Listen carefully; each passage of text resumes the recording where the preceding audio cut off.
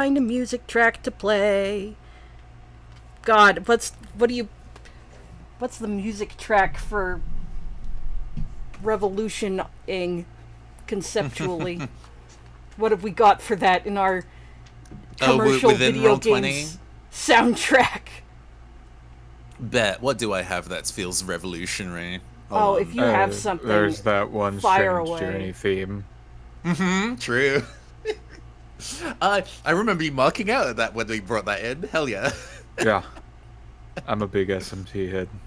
Based. I never did finish Strange Journey. It's great. Hard. I guess the 3DS version is easier, so maybe I should go play that.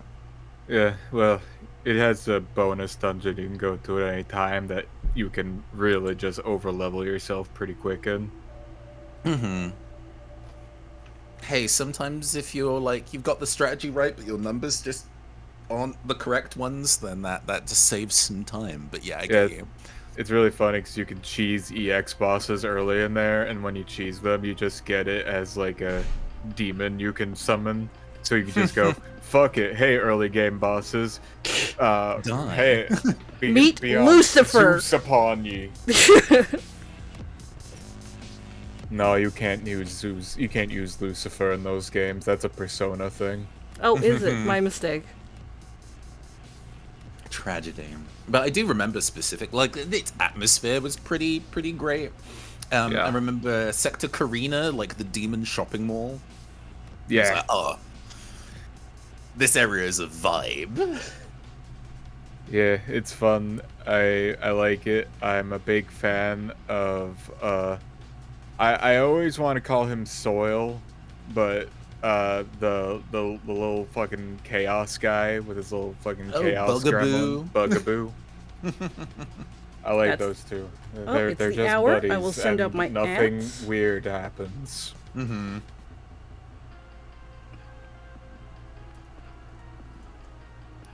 That's in the Discord, and I can also do it on my Blue Sky, because I wrote that up ahead of time. Neon, do you still have GM power over the jukebox? I do. Go nuts. For sure. I'm happy to soundtrack the session, don't worry. By all means, I never remember, and I don't have enough familiarity with the tracks to pick a good one on the fly.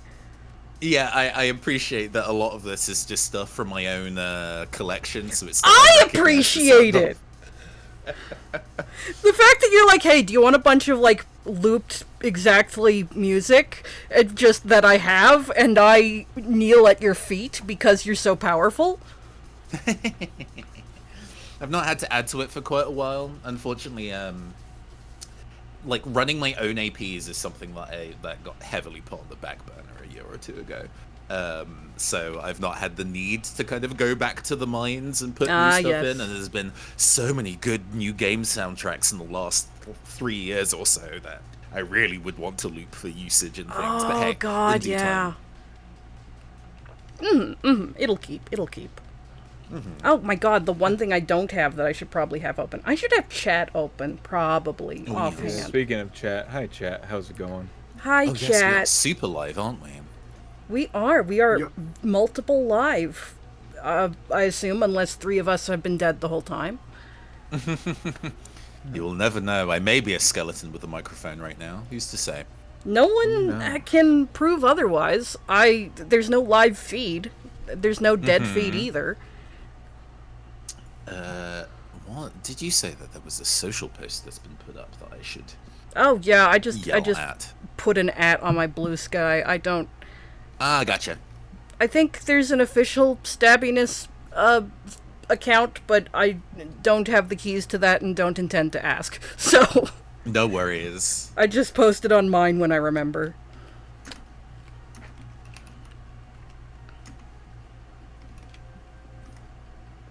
Hi, chat. We're gonna waffle for like 5 minutes while people, as is traditional. I love waffles. I do like waffles. What? I know there's like you can make a thing out of waffles or pancakes, but they're very different. Like, I like the crisp. Right? They serve different purposes. Pancakes are like a cake, then waffles are crispy. Thank you. This has been Drink my the batter. dissertation. Make an It's good for orb. you. Don't? How about don't? Don't drink the raw egg? Offhand? It's called protein maxing. Oh no. Oh god, is that what those people are doing to their bodies? Probably. Pretty much. I've seen those think so. people with like the chin bones that are trying to escape their face. It doesn't look happy. Yeah, It I don't is- know how they're doing that. That's scary. Surgery. I don't- No, don't do surgery when you're under 20 or something. I don't know. That seems early. Yeah, it's admirable. I say admirable with scare quotes that people are trying such advanced techniques to reshape their face, but also don't know how to moisturize. Maybe set your priorities. True. I Is it did start admirable? moisturizing my face recently, and let me tell you, the way in which I'm seeing the darkness under my eyes swiftly vanish is terrifying. You can't be Yeah. ashy in these streets, kids. Please moisturize.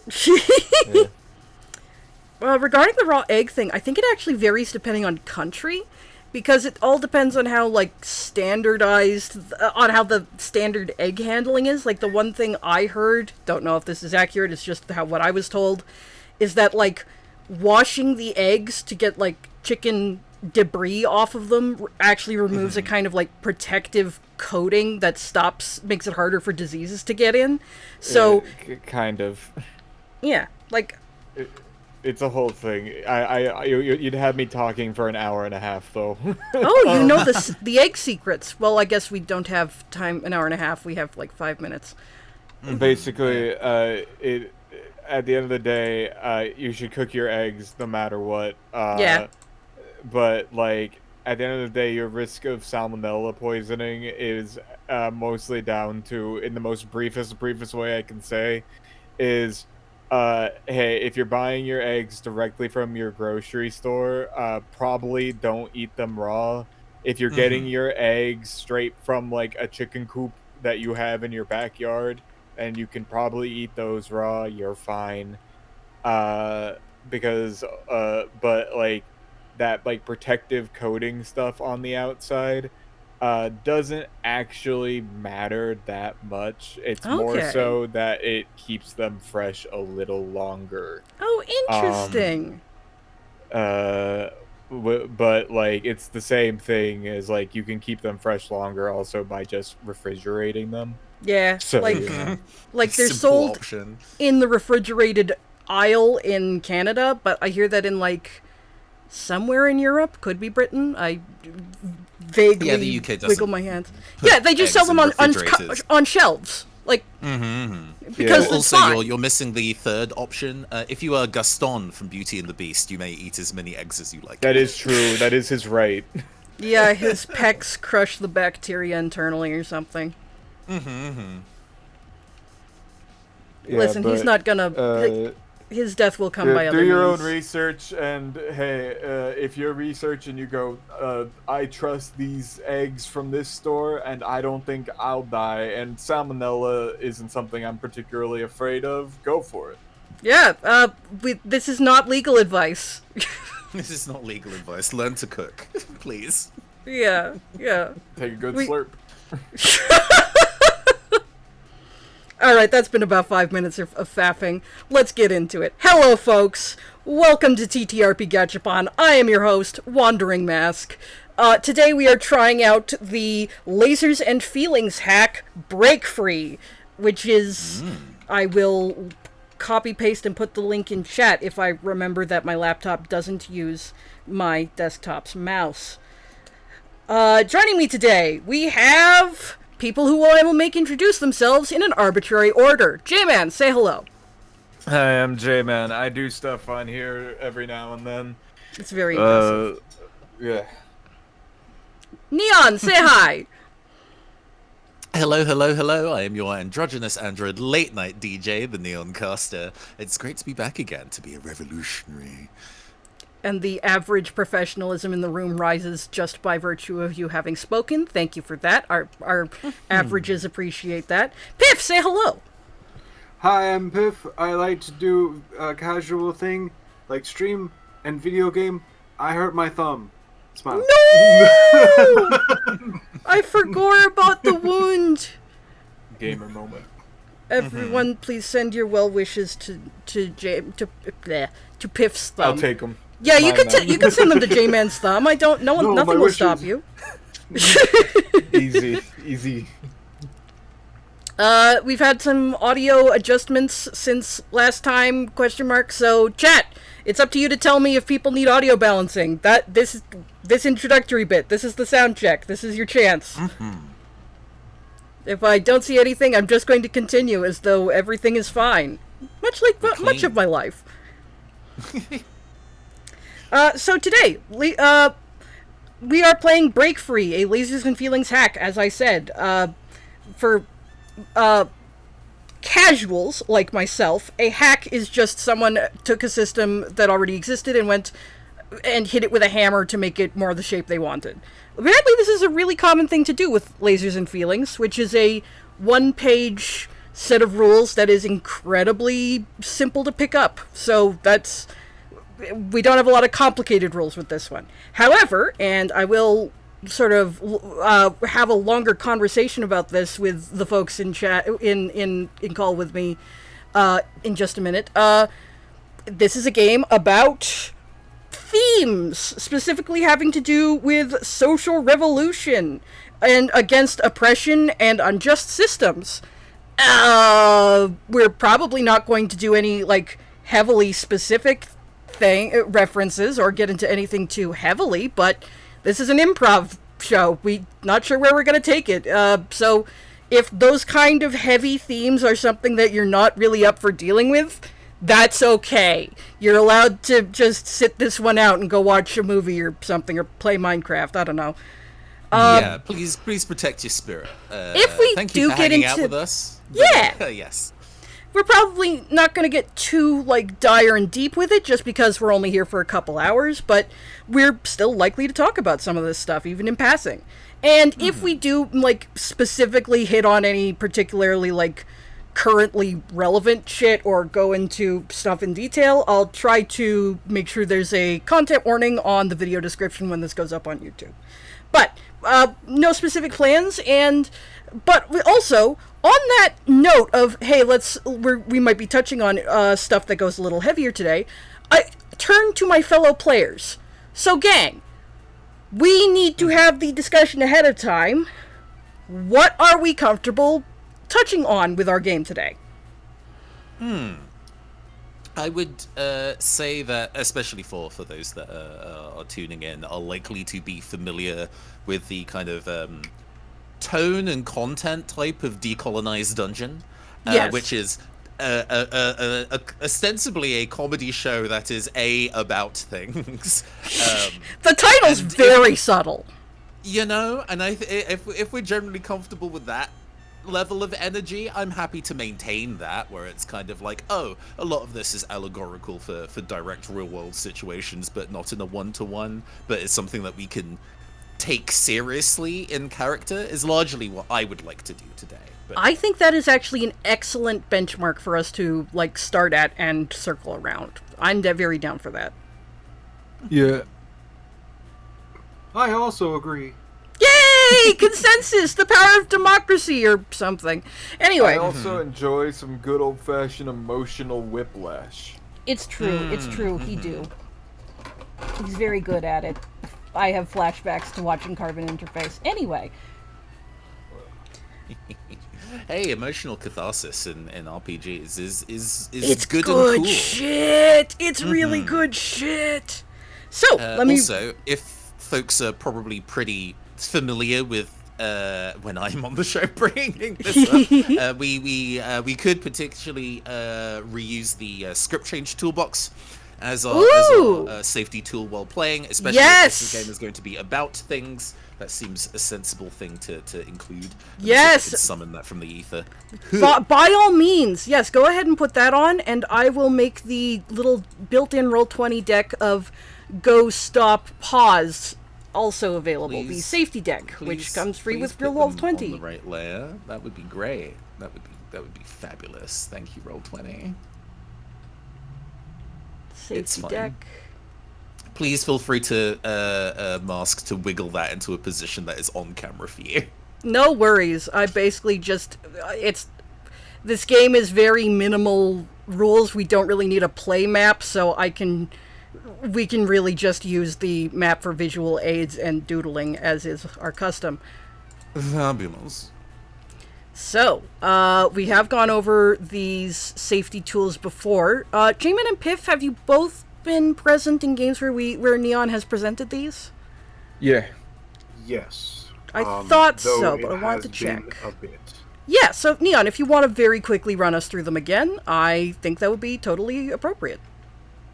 All right, no worries. So, many people listening are probably familiar with the X card as a safety tool. It is something that we can specifically use during gameplay or really at any point to stop play where it is, because there is something that needs to be addressed, whether that is something that people tonally or content-wise aren't comfortable with, to clarify things, and so on and so forth.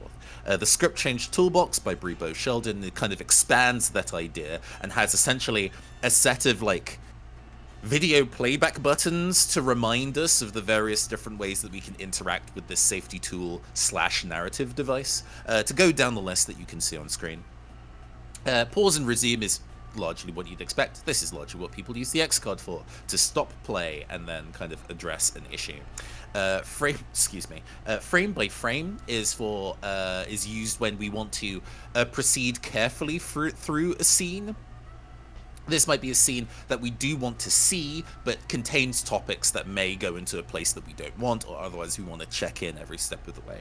We could also use frame by frame to really luxuriate on something. Ooh, this moment is really cool. We want to see it in intimate detail. We're going to really use the frame by frame to focus in on it.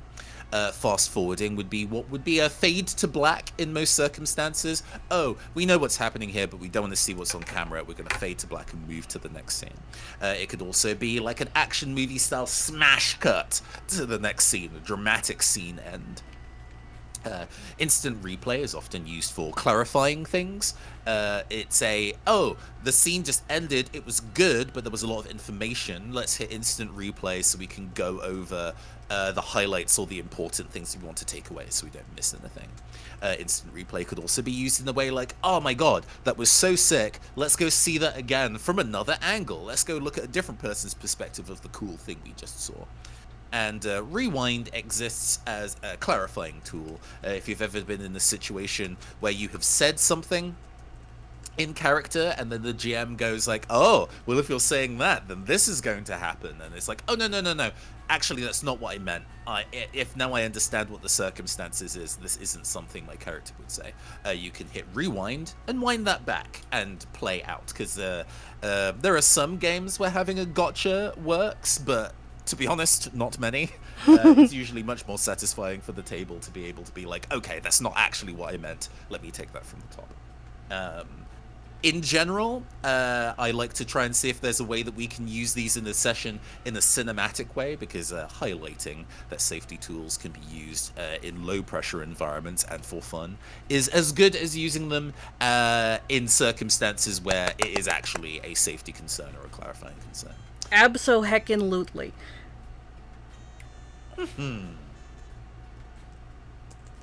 Thank you so much for... sorry to make you do the rundown of those again. I know this is your third time doing it, but I really appreciate it. And this seems like a very pertinent session for us to lay our safety tools at a time. Honestly, what you should do is you should just make a recording that you could plug into Roll20 just to play.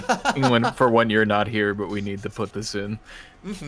A tiny little caster shows up on screen with like a little mortarboard and a little teaching stick. Yeah. Hang on, sorry, I'm getting distracted by backstage stuff. Let's see. Okay, so let me read directly from the document. Let me pull that up. And also quietly futz around in the background.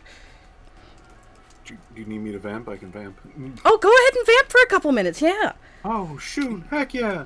So, it has been great so far to just been able to be a part of these TTRPGs. I've always been like interested in seeing how like what characters are being created in these, how it's being handled, what the systems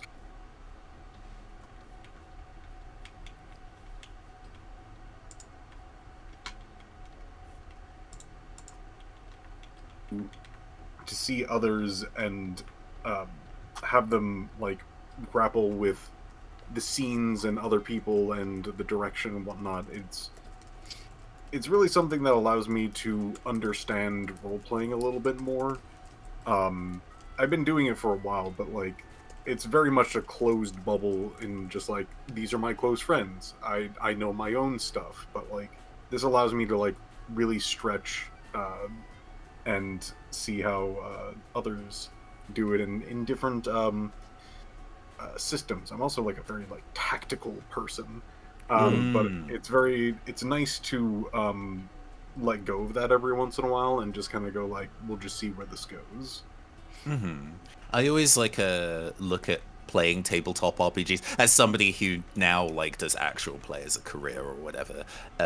Looking at it like Ryu in Street Fighter, where it's about like you travel the world and play lots of different games against lots of different people to understand the true heart of battling / storytelling.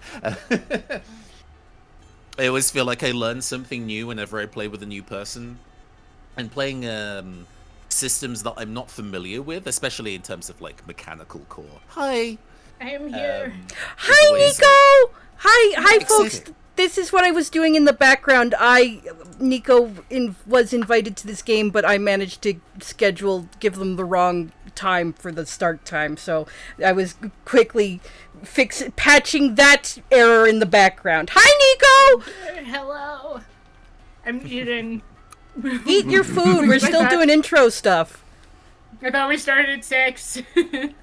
I'm so sorry. I don't know how I buggered that. I thought I fixed the start time on the event, but then I don't know. I'm bad with computers. It's fine. I'm getting on the roll 20. But you're here now, and we're happy to see you. Very much Hi, so. hello. Hello. God, did I also bugger it up on the schedule? No, I think that the schedule... Maybe I got buggered by daylight savings time. Gang, what time is it in EST right now? It's It is 5:30.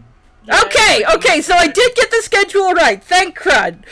Yeah. I was just going off of what you messaged in the initial scheduling post, so... I have got to get more on the ball with this sort of stuff.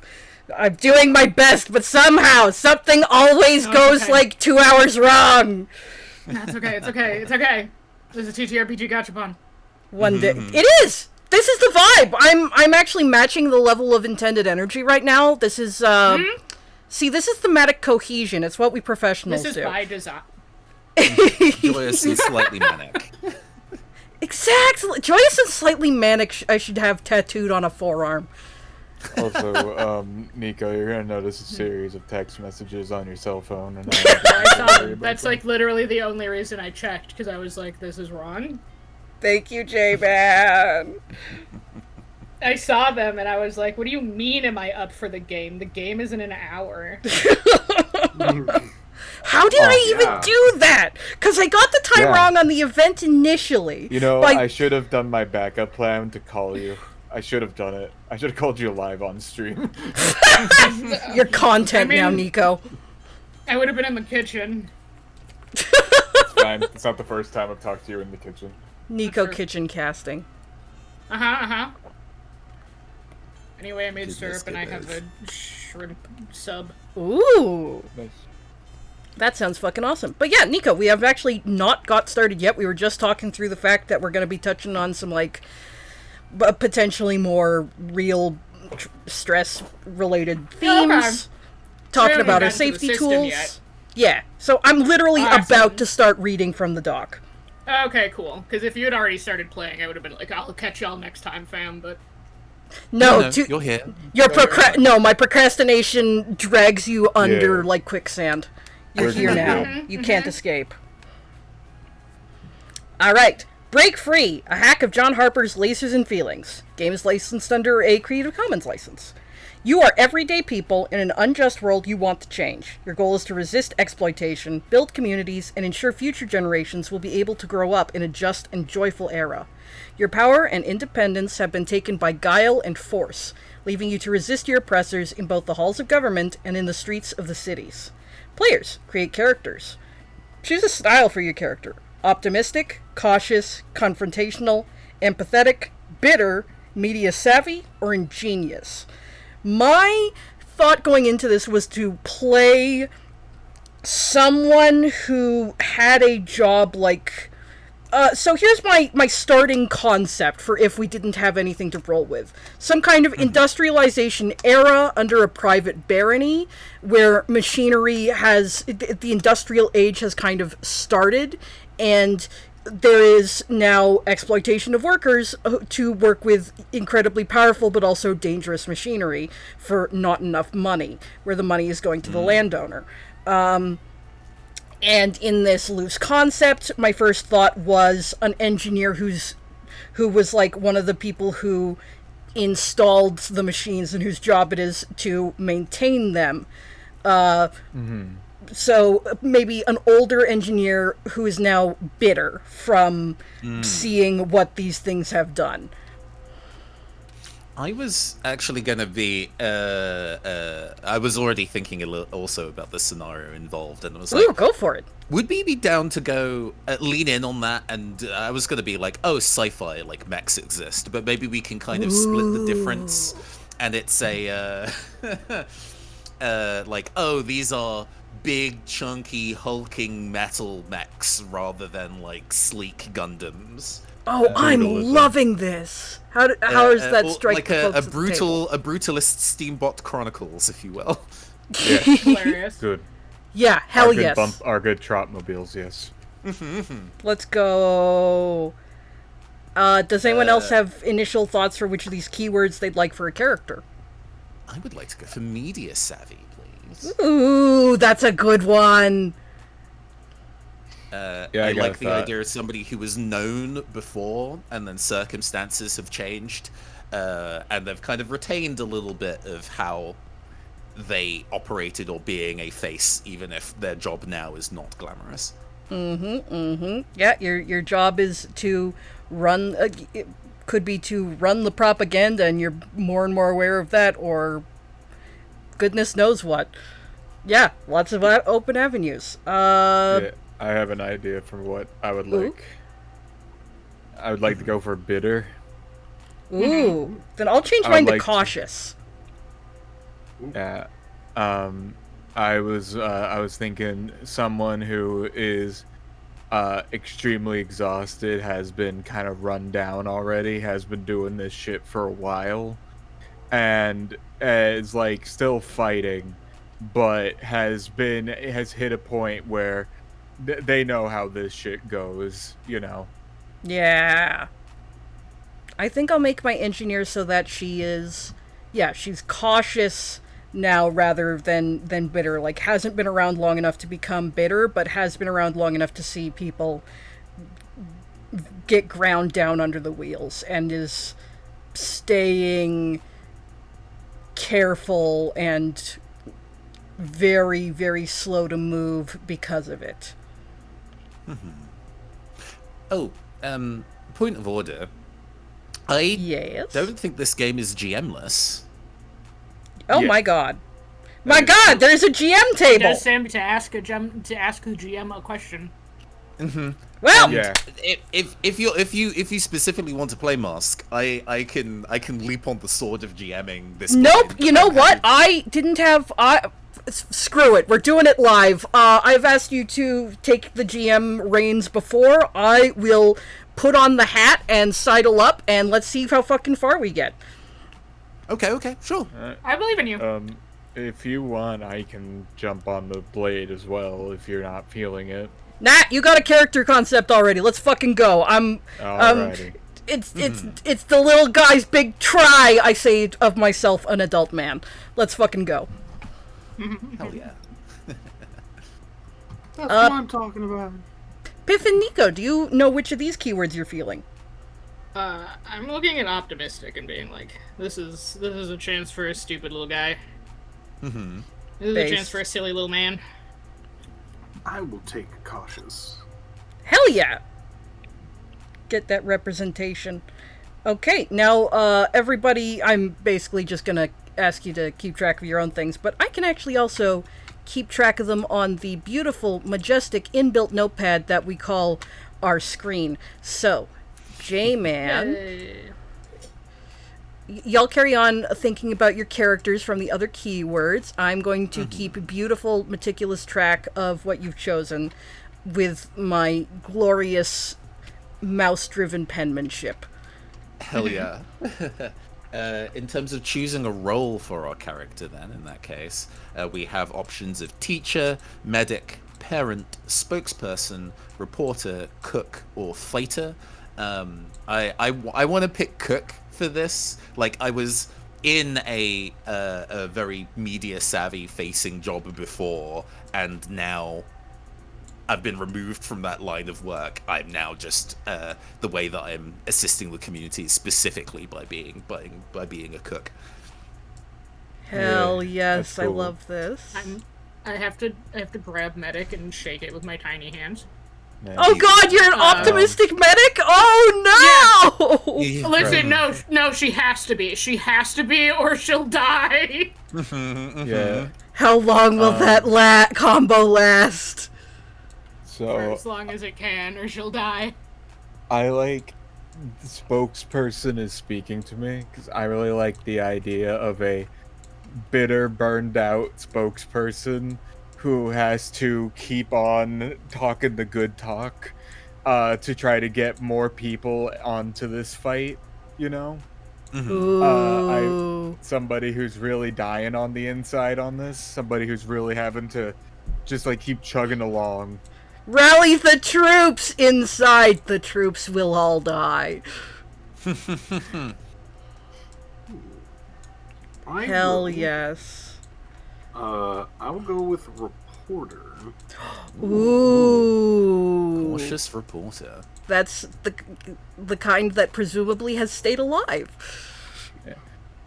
Also, Mask, I want to make a suggestion. Yes. If you wanted to, in your like GMing scenario, you don't necessarily have to throw away the concept of your character. You could have your character appear in these scenarios in some way, shape, or form to help you perhaps guide a scene. Hell yes, GMPC transfusion, let's go! All right. We have our 2 stats. Yes, this is incredibly straightforward with lasers and feelings hacks. It's one number.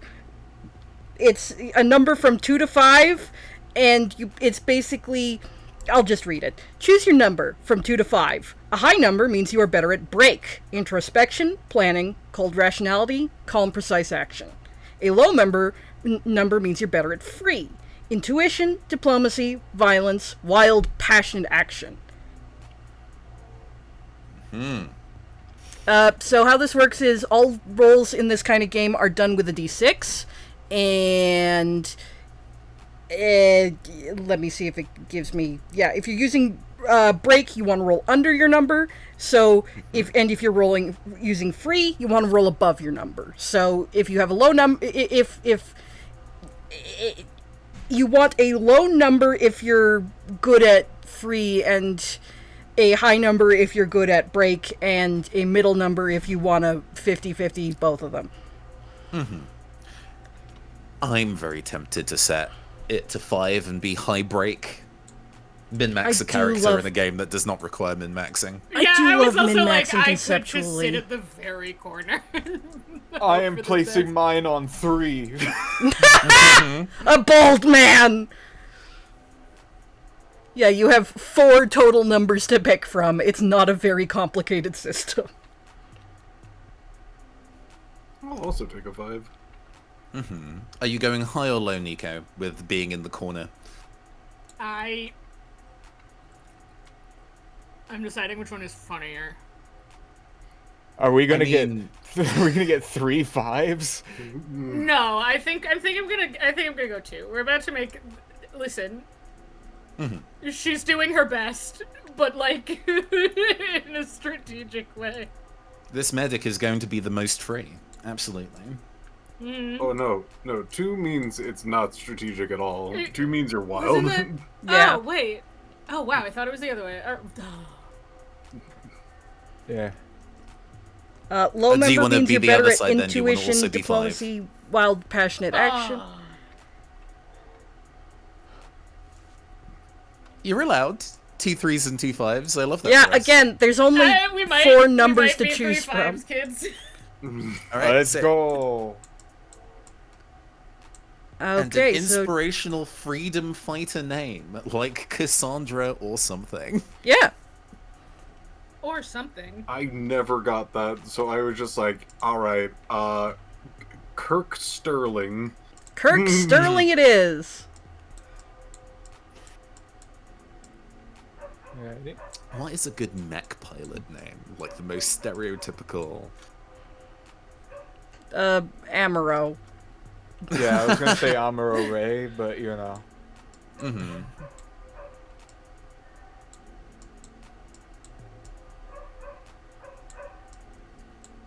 I got a name if you want to have a second to fit mull on that. Yeah, give me your name, Sure. J-Man.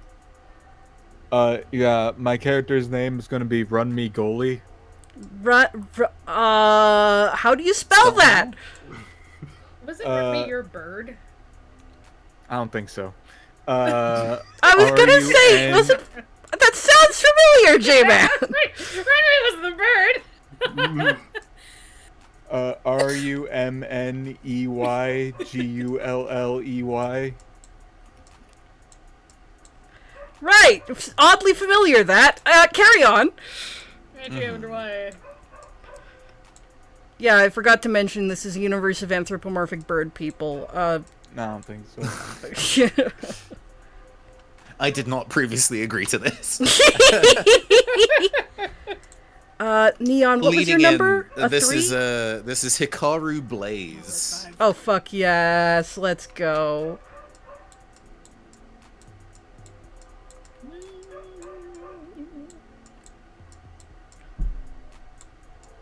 And Kirk Sterling for Piff, noted. The media-savvy cook, Hikaru Blaze. He could have good been a name. protagonist of a different anime, Names but are he's so doing the hard. revolution. We'll name her Frida. Sure. Frida. Frida. No last name, because I never give anyone a last name. Her name is Frida M. Mm-hmm. Don't know if I'm spelling Frida correctly, but you are Frida now. That's good. I would have spelt that with an I. I agree with you. Yeah. Neon, what's your number? 3? My break, it's 5. I'm high break. 5. And Nico, what's yours? Hold on. I have that as also 5 by my notes. I was gonna it, say. it was 5, but I'm like, am I gonna switch it? Is it gonna be a 2? Let me flip a coin. Hold on. I'm gonna flip a coin. Read it like a tea leaf. And read it like a tea leaf. While you're doing that, what are the pronouns for Runmei and Kirk? Run Me is he, him. Gotcha. Kirk is he him. Gotcha. Okay.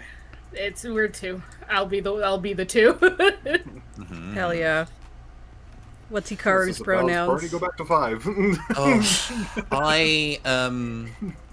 I previously had it as he, him, but No, even though fuck it's it, we're embracing the anime. anime. As a side tangent, even though I don't think I will ever get around to actively playing Girl Frame, it is a mexploitation tabletop RPG that's actually been nominated for an Emmy, Holy but crap. it is, shall we say, fraught. It deals with like the abuse think and it is. lack of personhood of mech pilots. Oh Into shit! brackets, Oh, yeah, that is lesbian, what I think close it is. brackets. Yeah. It's quite an intense game, but I'm like, what is the less horny version of that conceit? Hikaru Blaze at one point was maybe he, him, but it's been too long and does not remember that, and now operates under it's. Ooh, based. And Nico, what's Frida? She, they. Thank you. Got it. Also, just Girlfriend want is to say the thanks, pink one. Mystic and Purdy Poop for subscribing. Oh my goodness, thank you for the subs! Oh, wow. And, okay, who's a 5 and who's a 2 now? Me. I'm a 2. You're a 2. Everyone else is unchanged. You're not allowed to change anymore. I'm locking it in so I don't get confused later. Maybe I want to change from 3 to 3. Too What if I late! do that? That's between you and your gods. Listen, 5s, a 2 is speaking.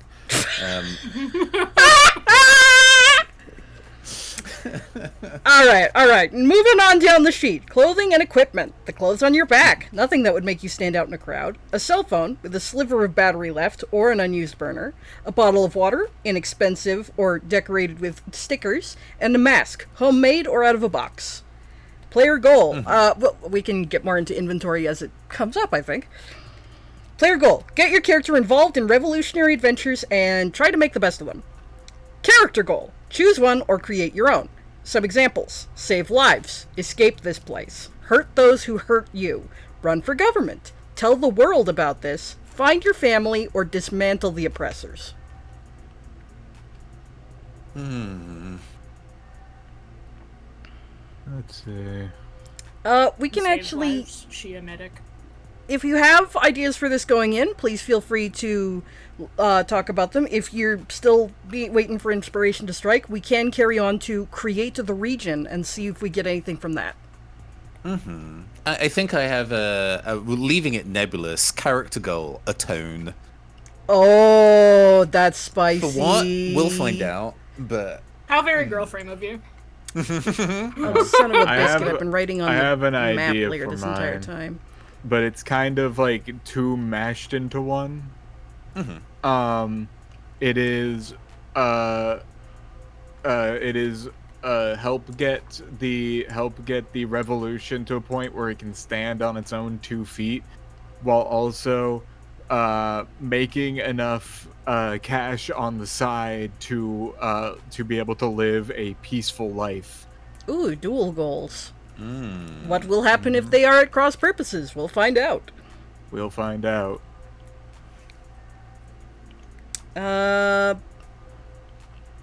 Let's see. I love atone. Piff and Nico, did you say yours and I just blanked on it? Yeah, she's a medic. Damn, Her save goals align lives. with being a medic. Save lives. Heal it those tracks. in need, I guess. Yeah. Yeah. She'd like it if people didn't die for preventable reasons, yeah. Yeah. Fucking respect. Piff, any ideas? I think I might be very similar to Nico, where I am a reporter, and my goals align with reporter. Yeah, tell the world about this, probably, or we can get more into it if you come up with something specific later. Alright, players, create the region. As a group, pick 2 strengths for your region.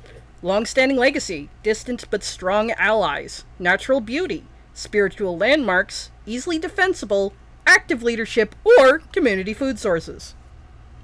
I'm picturing this as either like a moon colony or maybe a space station, but it could just be an earthbound, relatively planet-based mecha production facility. I did enjoy the kind of like heavy industrialized theming that you initially led on Mask, and I'd like to keep that. I like that combo of sci-fi I- and heavy industrial. So, one thing we don't see a lot, but I like a lot, is this idea of like heavy industrial plex next to like a oceanic docking bay, and that plus like like brutalist mecha, and like just imagine that over like that cloudy vista with like the ocean view in tow, like with like a town that's behind it, like that that I like the image of that in my head quite a bit. With the big like oil derrick. I was just thinking platforms, that, like an out to oil the rig. ocean. Yeah. Yeah. So I think, like, honestly, distant but strong allies sounds like it would be pretty good for that. Like, yeah, we got allies, but they gotta fucking get here, man. Yeah, The yeah. issue is that this place, like, in order to get here, they probably would have to use the ocean to get here. Because I'd imagine this place maybe has a fuck off giant wall surrounding it, and the only easy like entrance is the ocean bay. But then they have to go through the battalion of mecha and probably like ballista. Yeah, so it this makes is sense almost then that easily defensible is the other strength then to build on that. Yeah. So allow me to spin my tapestry for a second here. You're on an ocean-based platform built out from an outcrop of an island originally, but which has since over time been completely converted through this industrial technology into a dedicated facility for extracting materials from the ground and every step necessary between that raw material and ending with the finished product of an industrial mech. Let's not necessarily inherently for military purposes, but certainly for industrial purposes. Like, you make bots here that then go down to mine more materials, or to expand the terraforming, to call it that, of expanding the factory's scope out further into the ocean. But there is very little natural resources left on what was originally mostly just like a little rock sticking out of the ocean, is now basically just an entirely industrialized platform. It is basically an oil rig or a mining town. Everything is, you live here, you work here, you die here. Yeah, I want to make one suggestion to this. I like the idea of living quarters in this area that are trying to replicate. You know how like companies will go, yes, our employees have not seen sun in a while, so we will replicate an artificial sun to bring them joy. Here, in your common area, enjoy a tree! Yeah, so my idea here is, like, in order to somewhat replicate, like, normal living standards, there are, like, fake, like, brick and mortar, like, neighborhoods with, like, houses and stuff that people can live in, where, like, the streets, instead of being, like, solid, like, cement and things, are actually, like more, like, brick lampposts and things like that. Just for, this is me saying, well, this is not necessary, it's for that good aesthetic. No, fuck yes, absolutely. And you get, there are all these, like, prints available in standardized formats of, look at this ocean landscape that is painted on this piece of paper, because you sure as shit aren't... It's that great movie shot of a person looking at the beautiful painted ocean landscape, and then they pull it down, and it shows what it actually looks like right now, and it's fucked up. Yeah! Yeah. Yeah, and they've like it's a neighborhood. You can see your neighbors. You can get your go buy groceries at the company store. You use script. It makes me think of like how theme parks are designed and like terraformed. So when you're inside, it's very difficult to see what is outside of the theme park. Like buildings are positioned in a sort of way, and everything's at a specific height where the fucking you can only lines. really see what the landscaping needs you to see. Yeah, the Disney Torment Nexus. The inescapable facade of Disney. Yep. Yeah. Yep. Okay, so I also enjoy the idea. Just like one more thing to add on to that is, like, sometimes in like some nooks in between like the brutalist buildings are just occasionally a normal like brick and mortar building that exists there that are like, hey, like these are like our cafeteria quarters that we've built for our good employees. But on the outside, it looks cool. But on the inside, it's like how it is on the outside. It's just more of the same shit. Yeah. It's like, coming soon! Picture of this, our Comfort Max design is the style to make you feel at home. Inside, it's concrete and fucking metal benches. I wonder how any of these kind of tie into the potential problems that we can select. Yes! Pick one problem. Crumbling in disrepair. No resources or time to fix things. Undesired resources, and those seeking them have few morals. Surrounded on all sides, unable to escape. Or no safe food or water and supplies are getting scarce. It feels like either desired resources, which is why we've kind of like turtled ourselves up, or the company that owns this land has turtled themselves up to stop other people from kind of accessing the mine and bits and pieces like that.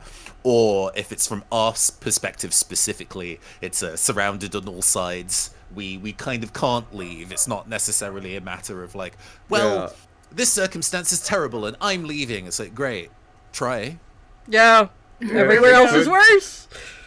It could be a thing where, like, a lot of the resistance members were natives to this island before this company started mass building around it. Yep. And it's essentially the equivalent of a company built a big ass mining rig around your town, around your neighborhood, and now you're just like, well, how do I go to the grocery store? And they're like, oh, you can probably duck under the drill. And you go, cool. Yep. And like, it's like the town used to make money by exporting things, but now the one company owns all the exports and pays all the workers. So it's, everything is under one monopoly, and that makes everything harder. Your island is a company town. Yep. Okay, next is a segment on rolling the dice, but first, before we get to roll any dice, you're going to need something to roll them at. So it's my turn as GM to create a freedom fighting adventure. So, so first I pick a threat, and they have tables that you can roll a d6 on, but based on what we've built so far, I'm going to see you can roll or choose, it says. Yeah, so I'm going to choose based on what we've already got.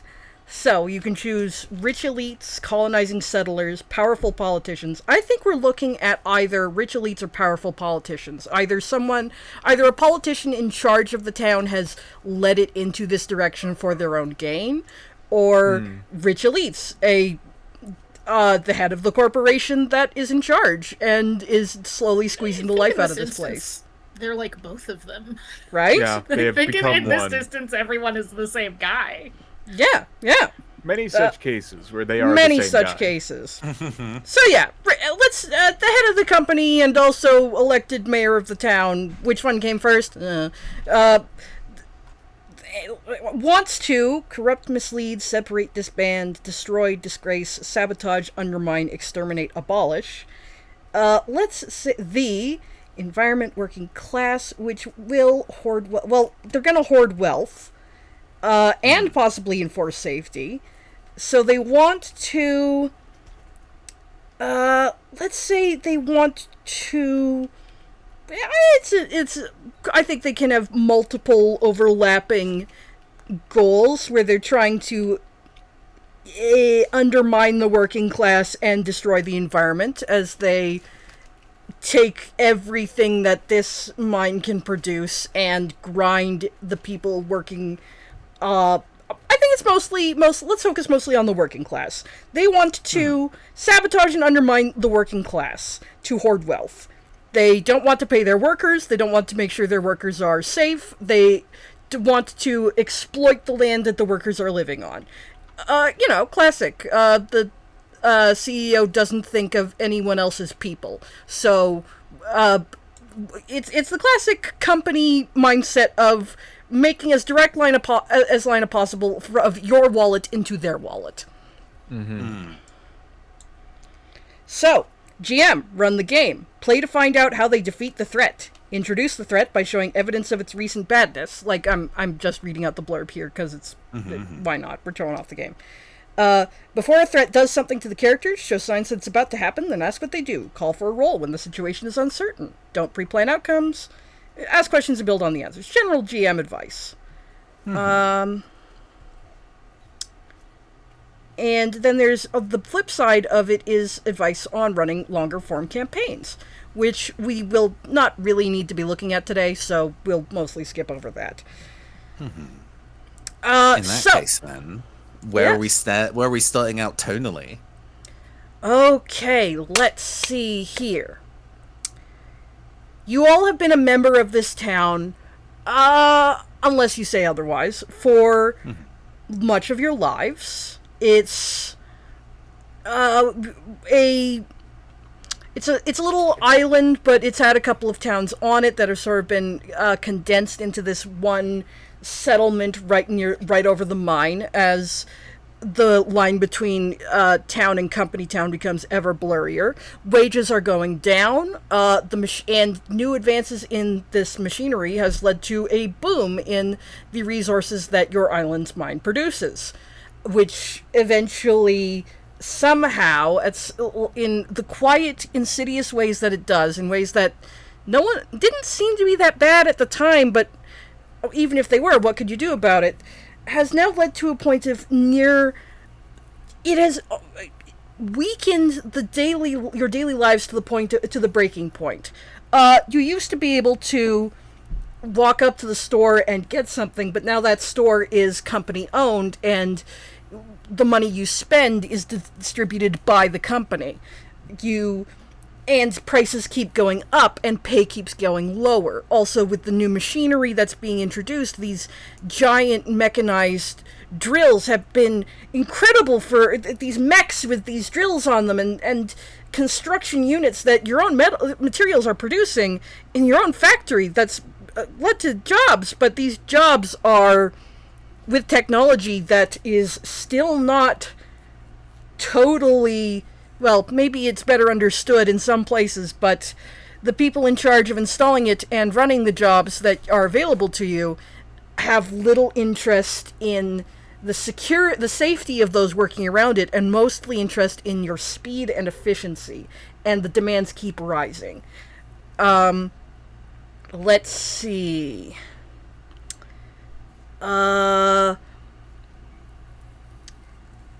Looking here. Now, Neon, you said that Hikaru Blaze is used to be in the media but potentially retired? Yes, so how I think I see it, and if it helps us kind of a lead in to where we currently are at, we see... do I see if I can find a tune for the tone of Go this? for it. We see an advert, and it's like on a proper like Fallout like CRT style TV, where it's like a set. Oh yeah, something way too cheerful. Perfect. We get this very beautiful looking industrial field. Basically, it's like seeing a whole bunch of mechs working in this kind of like open quarry space, and it's all like highly saturated, and we see all these people who are essentially in mechs like power armor, mining and tilling the fields and like terraforming and growing crops, and one of the mech's hatches pops open, and we see this relatively young individual with very bright, let's say yellow hair in a kind of very spiky style, and they take this the towel and like wipe off their brow. Phew! That was a hard day's work, but I'm glad that I can support my company any way I can. And there's many such cases. This advert goes for quite a while. The channel kind of flips, and we see the same individual doing this press conference. I was happy to go and protect our state using the mechs that have been provided by the company. another day has been saved, and the local citizens have been safe thanks to what we can do as part of our core. And it moves to the interior of one of these very brutalist cafeterias, and we see the same individual, now a good decade and a half, 2 decades older, doing their current job. They no longer have the kind of bright, like, shiny military kind of jacket. They still have the bright blonde hair. That seems to be their natural hair color. But you can see that there are, like, metallic lumps that hidden by the clothing that they're currently wearing. While they no longer need to be connected into mechs anymore, the input plugs that were attached to their body still remain. They serve a big tray of food to somebody who has been waiting in line.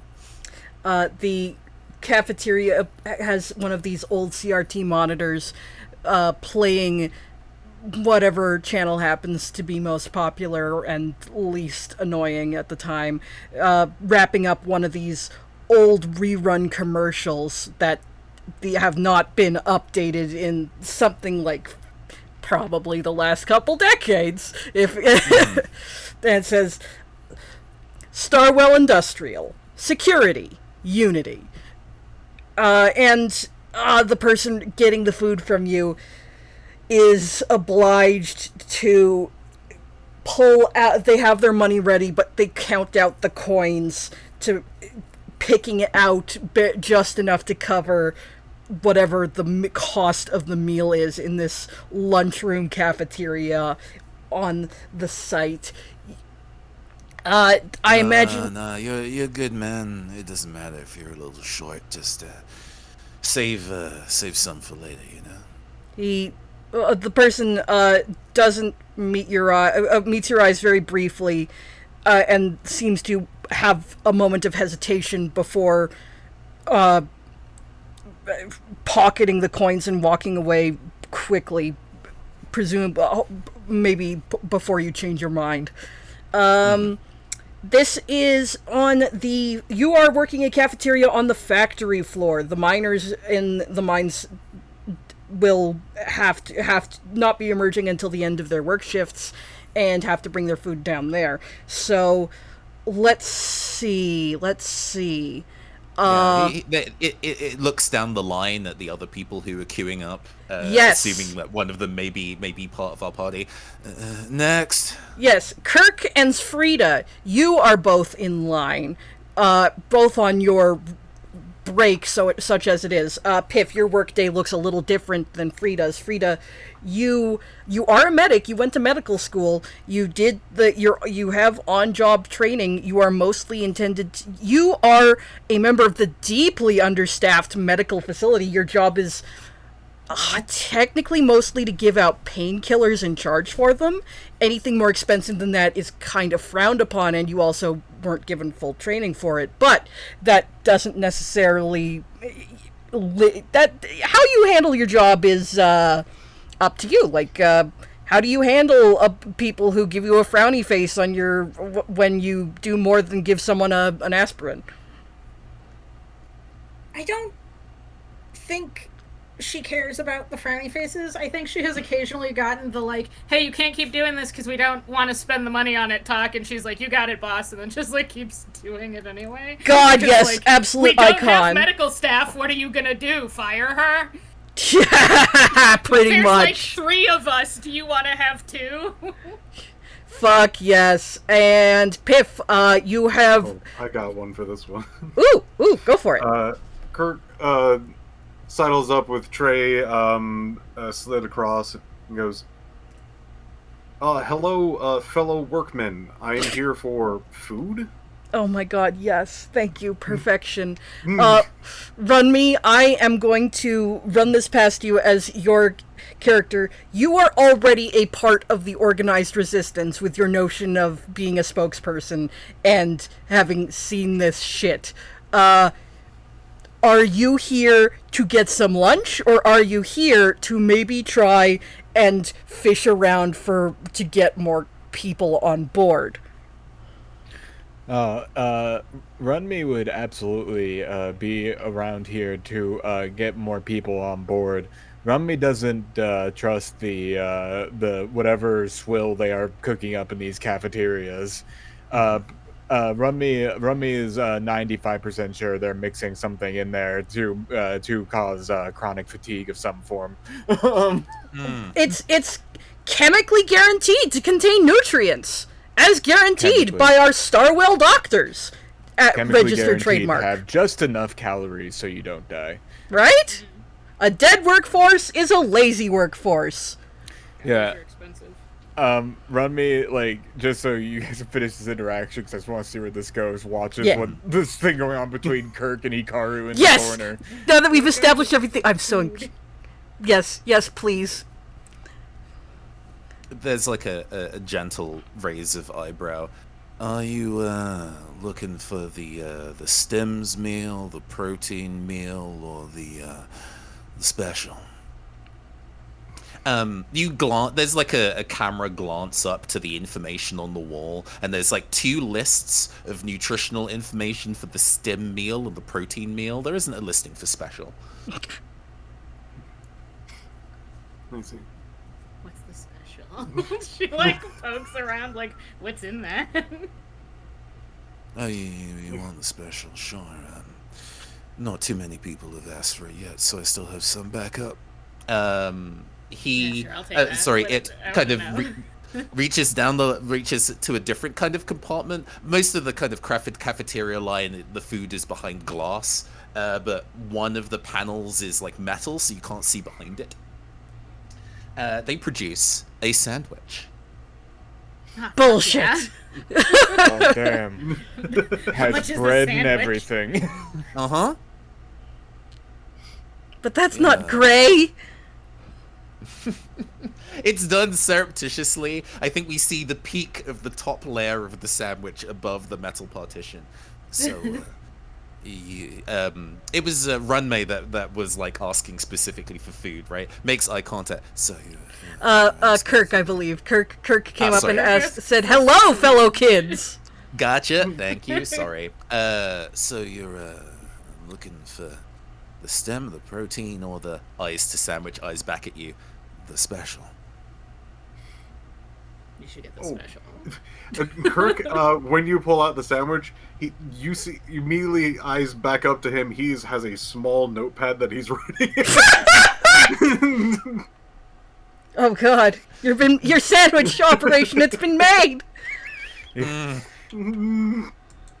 Hikaru, you'll instantly see what Kirk's like scribbling in that damn notepad. You'll see shifting behind Kirk is this like person in a raincoat, a rain hat, and like they have like this like weird like overwhelming like kind of like silhouette of them that like is like looming behind Kirk and like Runme is like kind of like hanging, trying to like look at whatever the fuck Kirk is scribbling inside of his notepad right now. Is it sensical? Is it words? Yeah, it's actually very sensical. You basically I'm assuming you're just looking over his shoulder and not really, Yeah. You basically see him just been like notable of just like secret food item, This place has a unknown secret menu. quantities, unsure where this will lead, but willing to take the time. Oh my God, he's adorable. Willing to take the risk. This is going to be the biggest scoop of the century. Sandwich operation. Mm-hmm. Hikaru's eyes narrow. And especially for fucking Nox, man. What do you mean by Knox? Looks forward, pen ready to write on this notepad. There's What is a there's a narc? deep sigh. And looks down the line past you at who would be Frida. Your order next.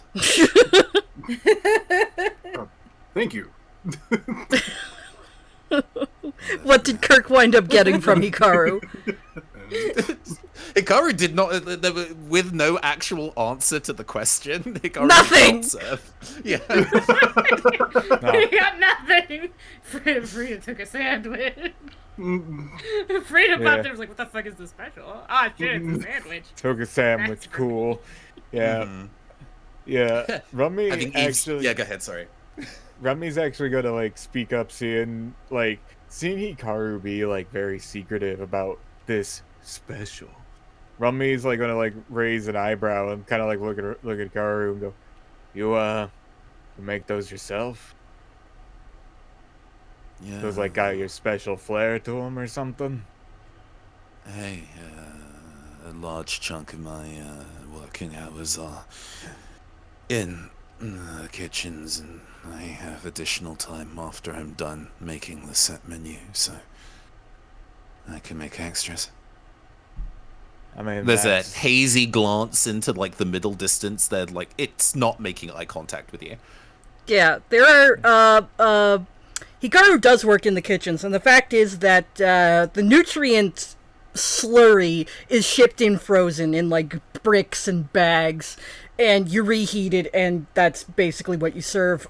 There are actual ingredients in the kitchen, although they're a lot harder to requisition these days, but they do tend to be kept on hand for people who can afford different lunches. Basically, a central kitchen can operate, can... Fancy meal plan. Yeah. There's like central storage that multiple kitchens can make use of, and you have found ways of making use of, say, loaves of bread that don't get noticed or are slightly there's slightly more of them than are made use of. Yeah, there needs to be a big enough supply of non-standard menu, of non-worker food for people who are high within the company or otherwise important people that are visiting Starwell Industrial to be able to be fed on short notice. But they're obviously not always here. And a lot of this has been in the deep freeze for a while because, like, the nutrient slurry is just another more recent innovative cost-saving measure to better supply all your needed nutrients in a day for an affordable cost, but the ingredients are still in lockup. Yeah, for sure. If you'll allow me, I have a feeling that say if the CFO decides to show up and is like, I'm going to be among the people, and then goes to the cafeteria, they probably want A, an actual meal, and B, would probably be appalled if it was all frozen. So there is a degree of a small amount that is supplied of, like, capital A, capital F, actual food that is supplied and will just be thrown out on a day-to-day basis if an important person doesn't show up. Yeah. That's for when someone has to, like, take a working lunch or something. Sorry, yeah. Not that anyone present necessarily knows, but Hikaru has not been throwing out that food. But Rami looks Hikaru up and down. I wanted to ask, just how dead inside at a first glance does Hikaru look? Like, on a scale of 1 to super dead.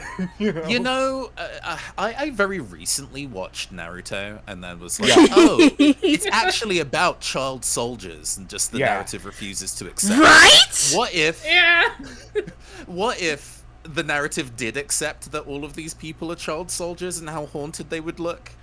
But, they made it to, like, 22. 23. Okay, gotcha. Gotcha. Runme, like, reaches into his, like, he has, like, a little, like, almost like a mail bag on, like, strapped to his shoulder, and he reaches down, like, pulls out like a folded up flyer, so, like, the outside isn't, like, visible to anybody else, and, like, passes it to you, and he's like, stick around a little bit,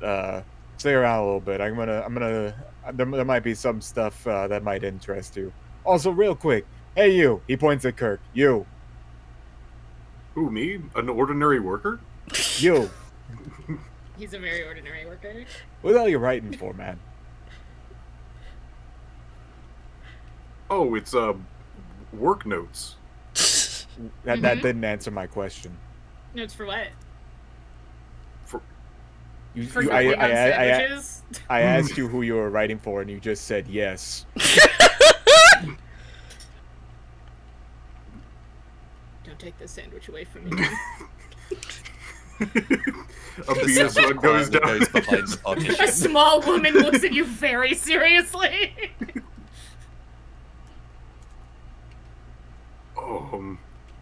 Alright. This is going to be my first roll. Ooh, time to talk about rolls, baby! I think Rolling the dice. When you do something risky, roll 1d6 to find out how it goes. Roll plus 1d6 if you're prepared, and plus 1d6 if you're an expert. I'm not going to call you an expert at lying after this display. I'm not. I can't give that to you. If you're using break, planning, or reason, you want to roll under your number. If you're using free, intuition, and passion, you want to roll over. What's your goal? He's going to try to be very creative, which I believe should be free. Oh, with your 5! Wow! Yeah. You know, he might do great. He's gonna improv it! Huh. Okay, What happens when it's on the number? let's find A out! thing happens. If you thing roll does your number happen. exactly, you break free. You get a special insight into what's going on. Ask the GM a question, and they'll answer you honestly. Okay! I mean, In this case, since I'm the one inciting the incident, do you ask me a question? You know what? I'm very game for that. Go for it. He desperately wants to have this be a correct worker answer. What would the heck that be?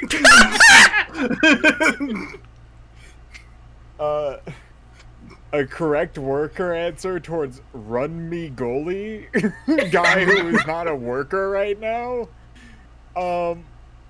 You are going to need to say, you're going to need to make up something that is that better sound like some kind of indie newspaper or magazine that isn't gonna sound like you're narking super hard about the free sandwiches that are getting passed around down here, man.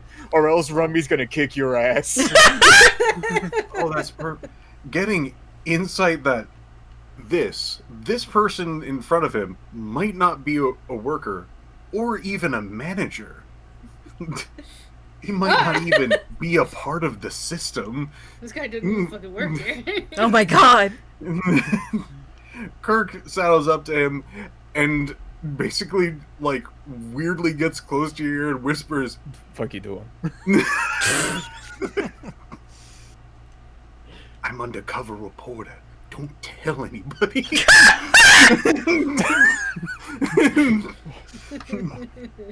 I love you, Kirk. Rummy leans in real close to Kirk's ear. That still doesn't answer my question, man. Who are you reporting to? Oh, no, not the kind of reporter.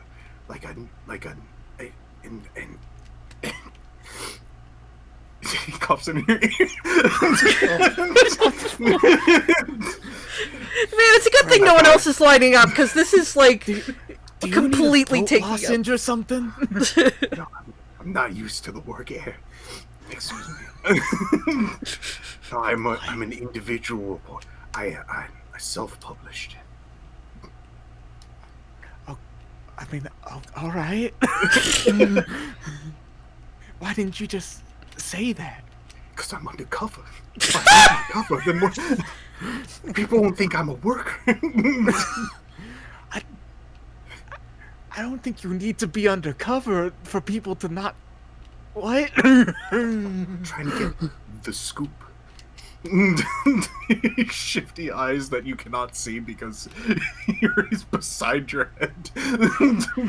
This entire conversation is happening just 2 feet away from you both, from the other two players. Yeah, I'm pretty sure you both could just hear this Frida, happening. like, scoots in. She, like, scoots in and joins the huddle. I was like, what are we whispering about? This guy says he's an undercover reporter. I'm a hello worker. Who you undercover for? Her voice changed. Because I was making it Poppy, and it's gotta stop being Poppy. I doing normal work things like getting food. Holds up empty tray. Oh, he's a treasure. I'm gonna ask you one more question. Oh, and then, he's an alien. I'm gonna ask you one more question, and then we'll be cool. Okay, man. We not cool? Are you a narc? I don't deal in drugs. No. Okay, he's not a narc. He's just really, really lame. He's an alien. Okay, Runme leans Takes a back bite of from her the huddle. sandwich. Runme leans back from the huddle. Okay, he's fine, I think. I'm pretty sure. I'm pretty So sure even if he in- knew what was happening, it'd be fine. In that kind of period of time while you were having the sidebar, Hikaru gave the sandwich to Frida, and now there is like a sign on the kind of cafeteria closed for smoke break. The kind of slip of paper that you handed Hikaru is no longer there, so it took it with them. Did Hikaru leave? Oh, you're in the back. You're in the kitchen. Son of a The bitch. note on it Hikaru says said, gone "I don't on wanna be smoke here." break, but yes, Hikaru is no longer in the scene. Hikaru was like, I can't be here. Whatever is happening with this, I can't be a part of it. I gotta go. Where did Son of a Hikaru go? True to its word, there is like the level above this kind of cafeteria area with like a banister that gives one of the few sights out at the ocean. And it seems that most of the kind of work staff here kind of go here on breaks. Hikaru doesn't eat much, not anymore. It doesn't really need to. So is just smoking a real cigarette, not a vape. How on earth did they get that? My God.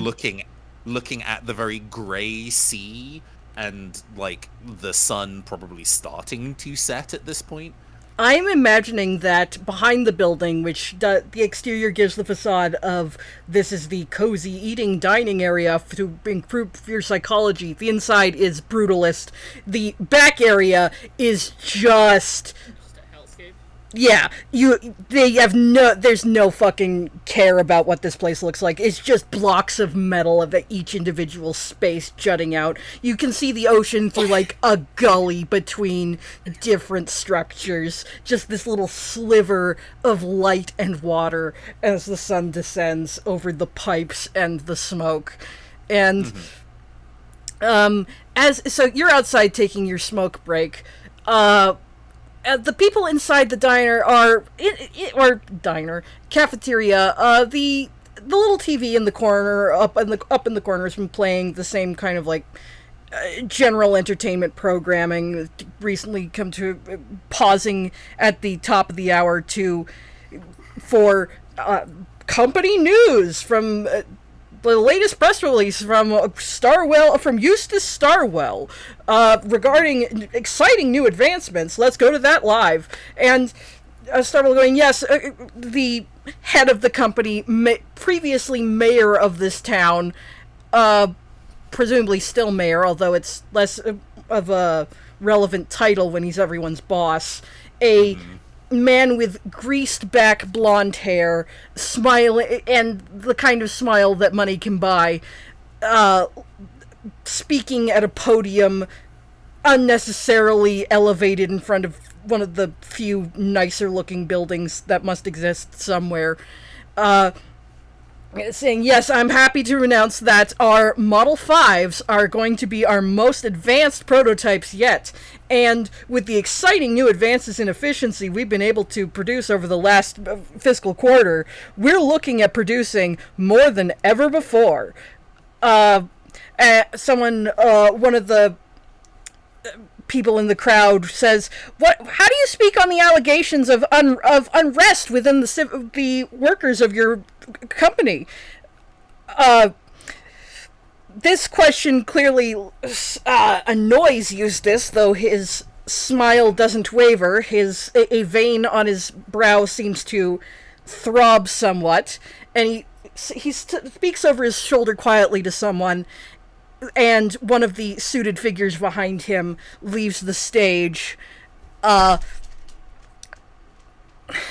Well, I think we could, as I grew up on this island, and frankly, I know the people here. You might hear people grumbling, but Starwell Industries has really transformed the quality of life for people on here, and everyone knows that, really. I don't think you have to worry too much about some old grouches putting a frowny face on it.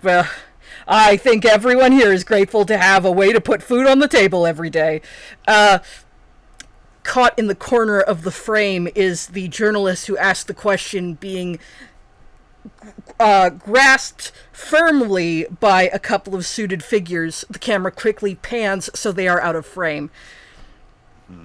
But of course, next question. When suddenly an alert develops, there's a broadcast and a klaxon sends out that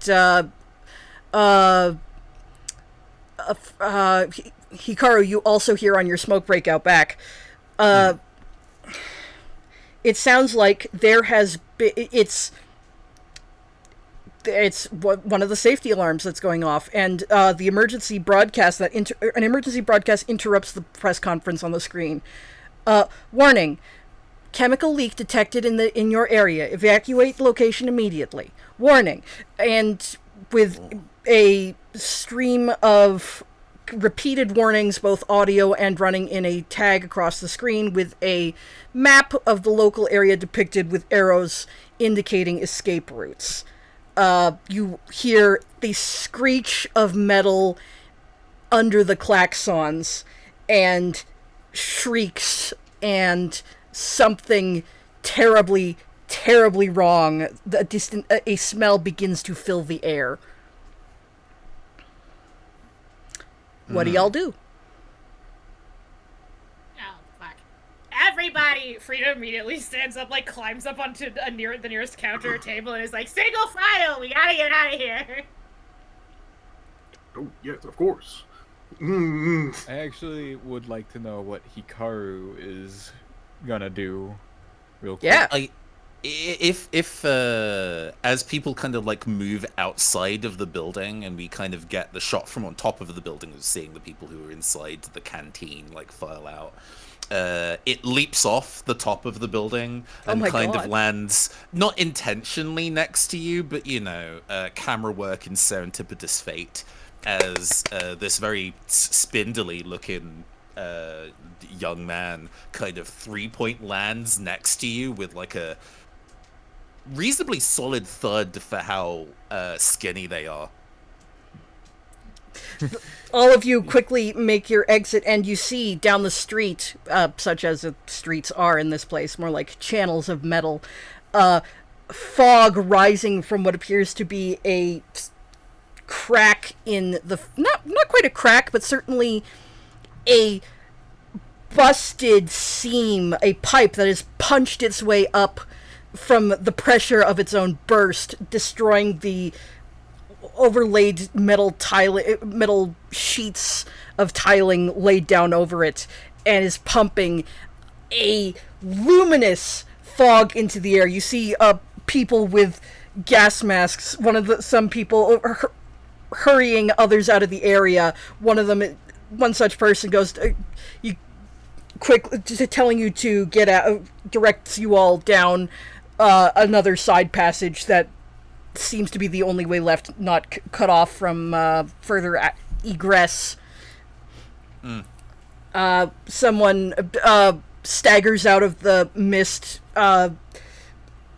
with another mask on, apparently struggling. The first person who had indicated your exit grasps them by the shoulders and looks at them, and then shoves them your way with the rest of the evacuation. This person is clearly struggling to remain upright. Their gas mask has a crack in it, and they attempt to wrest it off their face, stumbling as they try to keep up with you all. Gotcha. Rita's hanging out. She's doing the, I gotta make sure everybody gets out first. So she's staying behind a little bit, and does notice Gas Mask Man.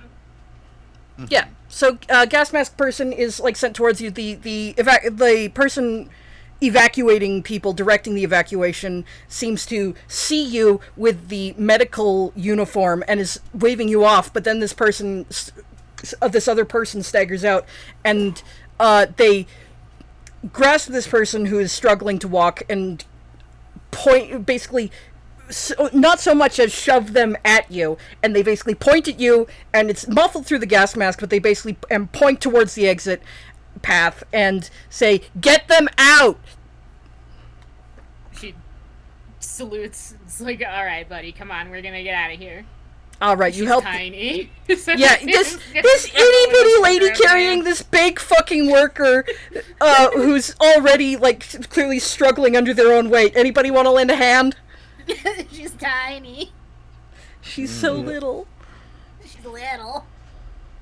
I suppose Sorry, run me. I know the fireman carry. Says tiny woman. I suppose run me will lend a hand, as well as run me while lending a hand, upon like helping lift up this person with like the messed up gas mask, we'll kind of like on their way out the door, we'll like look back towards towards like the other folks. Mhm. Hey, you guys, follow me. I think I know a better way out where we don't get trampled. That's actually a very good thing to say. I will let me theater their mind the scenario as you've filed out of the cafeteria. You are now on the open street, such as it is, though it is would better be described as a maze with walls made of other structures, and at some presumably logical to someone's mind of efficient layout, later cut and recut for cost purposes, spaces condensed and reassembled to better make use of space, to spend less resources, until what is left is basically a laboratory maze. Smoke, although you are in the open air, smoke is pouring. This acrid chemical fumes are pouring from this busted pipe and show no signs of stopping, even as workers are attempting to clear the area, attempting to get some sort of handle on the situation. Everyone is panicking. And this was a populous area. This is a workers' area for one of the factory sections, so there are people running in all directions. There are screams in the smoke, and there is these twisting corridors. Yeah, you absolutely need to make escaping this situation is very vital and going to be trickier than it should be. So Sure. Everybody- I do have a question. Yes. Since we're currently outside, are there any like working units? A Model 3 or a Model 2? Ooh, yes! Kind of around. Let me roll for luck. Someone then could hook into? Question mark. Pretty please. Yes, there is a very old model that is like clearly parked. That is, you see one parked behind a building. It's like clearly not in use anymore, and is probably just still being used because it still runs as like someone's delivery vehicle or the like. Yeah. It is There's yeah. a glance towards Runmay and a glance towards Kirk. I don't think we should leave that pipe as it is, but I need to be able to get inside that kind of thing. Gesturing over towards the rusty Model 3. Those things probably have a security lock on it. Hey, knock. Looking at Kirk. Help me break into this thing. Oh, You can, like, run for your lives with everybody else or whatever. I don't really care.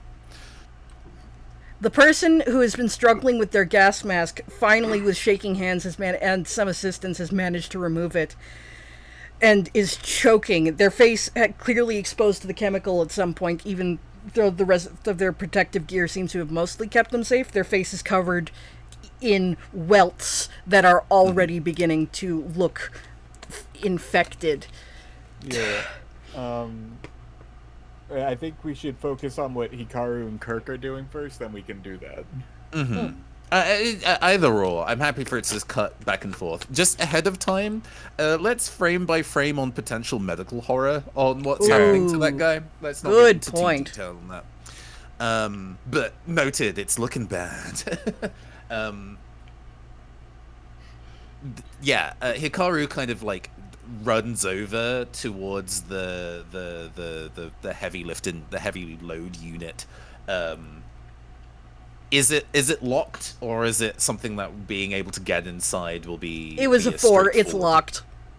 Mm-hmm. It's here. It works. It's locked. You could bust the pod open, but that would make it no longer airtight. Mm-hmm. There's a kind of feeling on the side of it. Damn. A glance backwards. Mm-hmm. Kirk turns to Romney and goes, "Okay, this is definitely all not up to code of. What do we do?" Rummy looks at you and goes, all right, Rummy looks at the lock. So you said this thing's old, right? Yep, it's a couple generations out of date. What kind of lock is it? Is it old enough that it's a cylinder lock? Yes, I will actually say, leaning into the industrial level, keys have become more sophisticated and complicated throughout the gens, but they still work on a functional mechanical locking system. It's a cylinder lock. Yeah, the Runme looks around a little bit and thinks, I have ideas for this, but just so I interact with the system, I'm actually going to roll to see which side of Runme's brain activates, the break or the free side. Oh, that's fun. So you're not doing it to attempt an action, you're using it kind of like the sentiment system to see what your vibes are. Yeah, that's what I kind of want to do right now. Dude, go for it. I think that's great.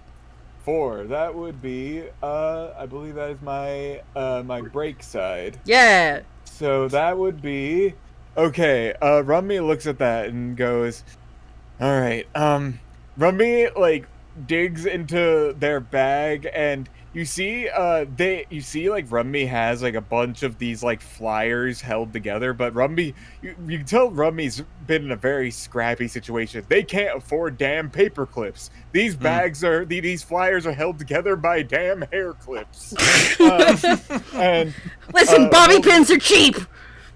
Yeah, and Rummy takes a few of them out and hands them to Kirk. Hey, you seem like you got some nimble hands. You're a reporter, right? You got to keep a steady hand, right? Use these to pick the cylinder lock. You should be able to get into it. This is a precise action, so you would want to be rolling break.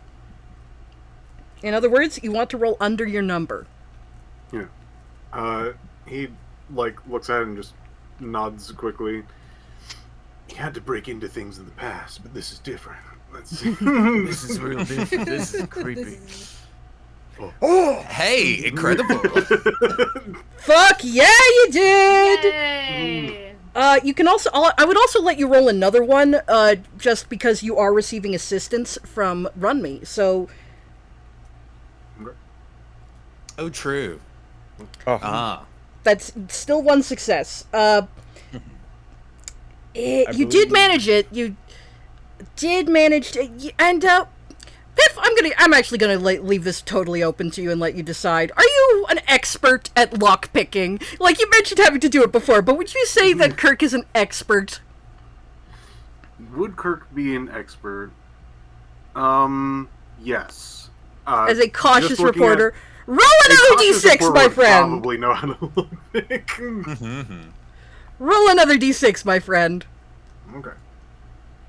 And that's 2 successes! You succeed without complication! The pops open easily, and not only that, but the way this particular model is built, you only need to get inside the pod to use it. It doesn't require a secondary key for ignition. It just so happens that the Model 3 is actually the one that Hikaru used to use when it was working, specifically in the core. And Hikaru looks at you, despite generally looking dispassionate a lot of the time, looks quite warmly. Hey, thanks, man. You'll probably want to look away from this. This isn't usually pretty. Unzipping the way that the top that it wears has a zip in the back, and as it's pulled down, you can see the kind of like input ports that are embedded in its spine. It's not great to look at.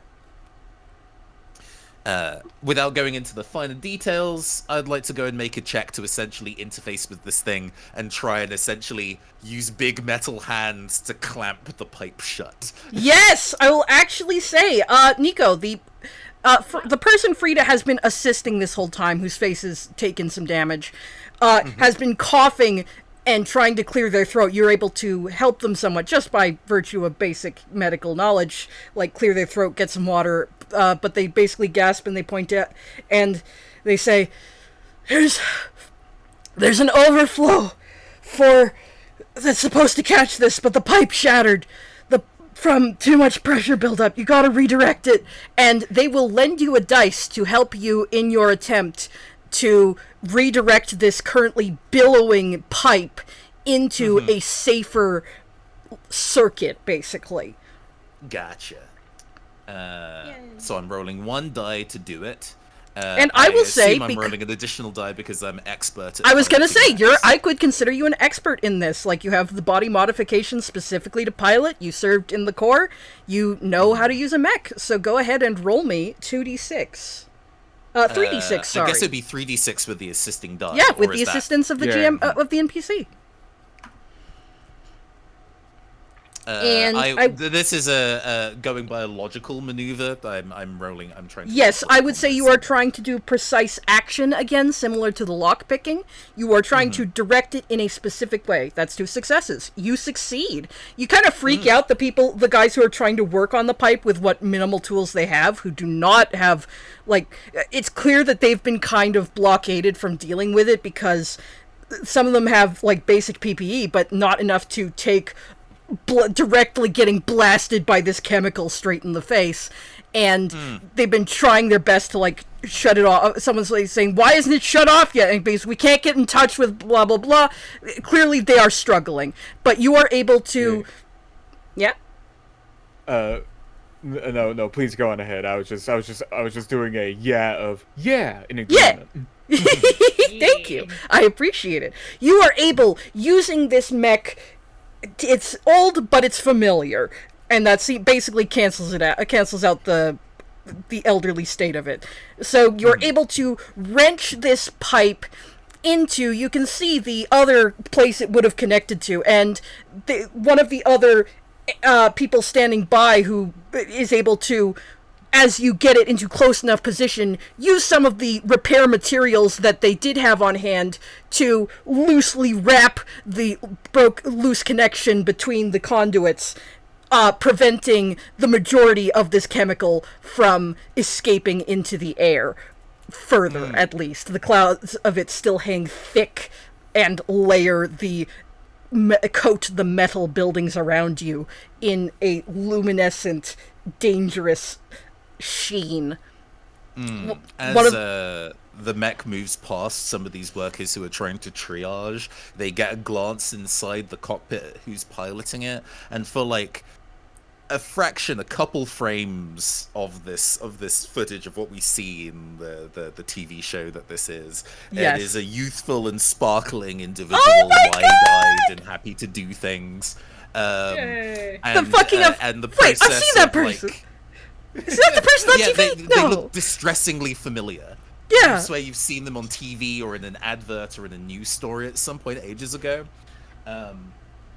And as they're kind of like, as it's like wrenching this pipe and like pulling with this free hand like a lever valve, we then similarly get another cutaway to some kind of a skirmish on some battlefield elsewhere of a similar kind of arm movement, but it's pulling out like the functional spinal conduit of a rival mech, and Oh my oil is going God. everywhere, and then it's like a match cut to moving the lever to kind of redirect the gas of this valve. That's And so then slick! Nice. Hikari looks very, very fucking tired. Kirk, if you have a camera, you got all that shit. Yeah, nice. Does Kirk have a camera? Ooh. If he does, I imagine it's a shitty wind-up camera, one of those old ones. Keeps it in his hat. It's mech future. Probably like, yeah, he probably has a camera. I don't see why he wouldn't. Yeah. Hell yeah, you got all of that. Nice. Real quick, over where like Frida and Runmi are, looking at this guy who's currently being obliterated by the chemicals in their face. Runmi looks over at Frida. Hey, you got a med kit on you? Yeah.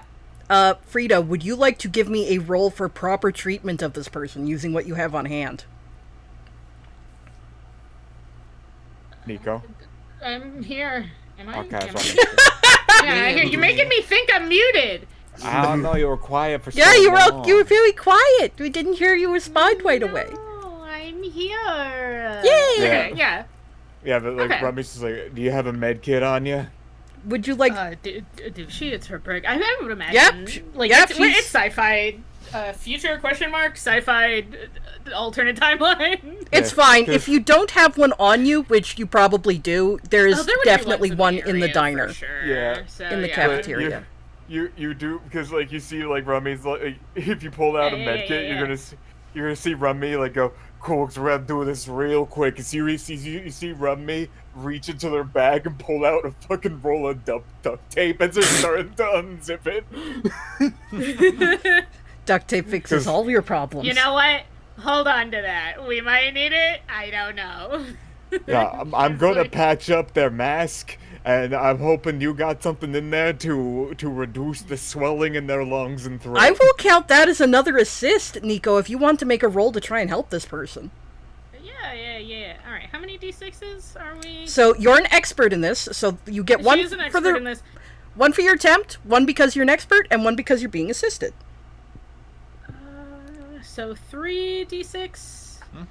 Yep, and I would say again, I'm basically calling all this stuff as precise action, but if you want to pitch it as like passion of what's your number again? Two? We're Yeah. kind of like on the fly first responders. Good so I don't know point. This where is that would not lead. surgery. This is first aid. You're going to you want to roll you want to roll So free. some of it is vibes. It's like, all right, well, we got to see what he looks like and how we can mitigate Surely that. 2 EpiPens will work this time. Exactly. But The yeah, person sitting there is Rummy's wrapping their head in a mummy-esque, like, sarcophagus of duct tape, as Frida is stabbing them with all kinds of syringes and other things. okay, so the good news is all 3 successes actually. You get a critical success. The GM tells you some extra effect you get. So not only do you manage to have the exact stuff on hand needed to treat this kind of chemical as this person is able to tell you what it is, you're like, oh shit, I've seen this. And the good news is that it's And we actually they very give us stuff for this because it could happen at any moment. Yeah, this particular gas is highly pressurized and transmitted all over the facility because it is used in a great number of processes, which means that a lot of people get hit by it. So you have shit in your bag specifically for treating this, and because you can catch it early, you can actually prevent a lot of long-term damage. So not only are you able to immediately treat this person's injuries, but you are able to completely stabilize them, and they kind of blink as the pain recedes, and they're able to start breathing clearer as you like give them the creams and the emergency don't die from gas pen, and they're like, oh my god, I thought I was gonna die. I've seen people die from that shit. And this person is like blinking at you and going, we need to get out of here. You need to clear the area right away. Yeah, you too. You need to get out of here, actually, because you almost died. Right. Just listen. We kind of we thought something like this was going to happen in this area, but like because like they haven't the pipes are too old. They haven't been refurbished in like for like 6 years, and they're only supposed to last for 2. But listen, if it happened here, it's a really good chance that it could happen again, pretty much anywhere in this area. We need to evacuate. We need to evacuate the whole place. Like this, and you realize this is why the klaxon has been encompassing such a wide area, perhaps. Because they're like, the consequences of our inaction. The Quincy's! All right, well, we'll deal with that later. Right now, you gotta get out of here. Get up. They're clearly still a little staggering on their feet, needing a little bit of help to move. To your feet. You have congratulations on dealing with the course of the problem. The area is still dangerous to those without a gas mask, and the workers are continuing to attempt to get you out of here. Like, okay, thanks, that was awesome. Now please get out of the toxic chemical area. It's because so many people now have like abandoned the space. It's weirdly quiet, even though obviously everything is capital F fucked. Oh yes, there are workers around, but they are very engaged with securing the impromptu joint that has been made between the runoff and the main line, working on shutting down the pressure. They are clearly going to be very busy trying to keep on top of this for the next little while. They are not paying attention to you and are just kind of like, please leave! The mech, having secured that pipe, kind of back towards the, I guess, 4 of you. The person that you've patched up is, I guess, also managed to start crawling away to safety. Yes. And through the glass, there's still kind of like, a speaker system, so people who are piloting the mech can communicate externally. Yes. The voice is up here in American, so... all right, everybody. What's our next move? Oh my god. I'm sorry, I'm just in love with that moment. Yeah, I just see this mech coming out of this shimmering fog, and it's very in the setting sun, and it's incredibly cinematic, and it's like, I feel like I've seen a commercial like this. And you see like Run Me like kind of like sort of like doing that like pace in place, like back and forth for a little bit, like kind of like rub his hands and like his like hair for a second, like stressed out for a second, go, shit, this is bad fucking timing. Hold on. He like digs in his shoulder sack yet again and pulls out like a walkie-talkie and like starts like tries to like contact somebody through it, starts chiming in. Hey, anybody on the other end? let me roll luck. You're gonna get through, but I'm gonna see how hard it is. You get through okay. The channels are really fucking clogged, as literally everybody is trying to coordinate over this. So the air is basically filled on a lot of channels that are normally quiet, but you're able to run through your known ones, and eventually you get in touch with the person you're reaching out to, although it's pretty staticky. Yeah, like Rummy, after Rummy gets through, he's like, yeah, listen, something went down in District 3. Yeah, big ass chemical leak. Do you think you can get some people down here? So we can get some evacuation rolling? Yeah, that's all over the waves. We're gonna get we got people on the way. Alright, ETA on that? We're doing our best, but it's a pain in the ass to get through right now. Give us another, I'd say 12 minutes. 12 minutes, God. Alright, I'll see if we can do anything on this end to speed that up. Roger. Rummy flicks off the radio and shoves it back in their pack, and looks back at you guys. So,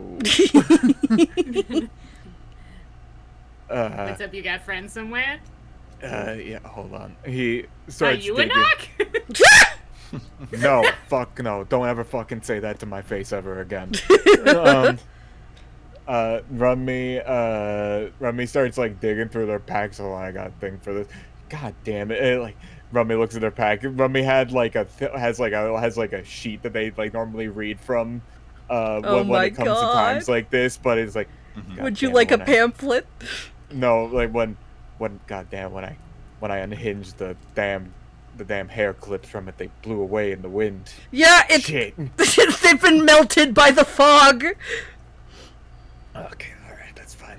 Alright, hey, gang. Listen, would you folks be alright with lending me and my associates a bit of a hand with something? Well, of course, I'm always happy to help a fellow citizen. Although sounds like these something days a all drug I'm really dealer good would at is say. cooking. Yeah, Rummy eyes up at that, and Rummy's being very careful about the shit he says right now, because Hikaru's currently hooked up to the network. Yeah, I'm gonna say that you can take a look at this thing, and this thing's decommissioned. It doesn't seem capable of network communications. It's capable of short band transmission, much like your radio, but it is decommissioned. It's not part of the main network anymore. Yeah, I'm just gonna give that to you. Being in this would make you feel uncomfortable. The yeah. you kind of like you actually get the injured worker kind of squints at you, although that might be from all the bandages, and squints at the thing and is like, "Are you talking union?" Rummy shifts slowly over to They the kind of injured cough worker. and they spit some of the residue out of their mouth. Sign me the fuck up. Rummy goes, yeah, that, he says, cool, I don't have time for the whole spiel right now here. He hands I him don't care. You want like you folded got like a in one pamphlet or pamphlet something? Quiet down, don't go yell about it in the street right now. Oh shit, union! I thought you were a drug dealer.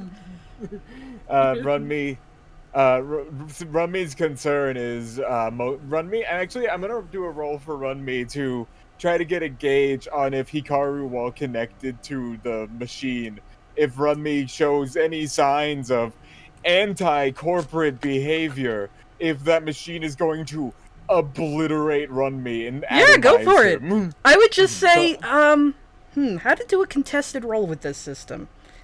I would say this is intuition. I guess it would be both, like me, quote unquote, rolling against Runme in this situation. So in this case, I feel like this would be Runme rolling free, and I'm not sure what that would be for you though. Okay, you know what? I'm going to treat it as a straight challenge roll. So,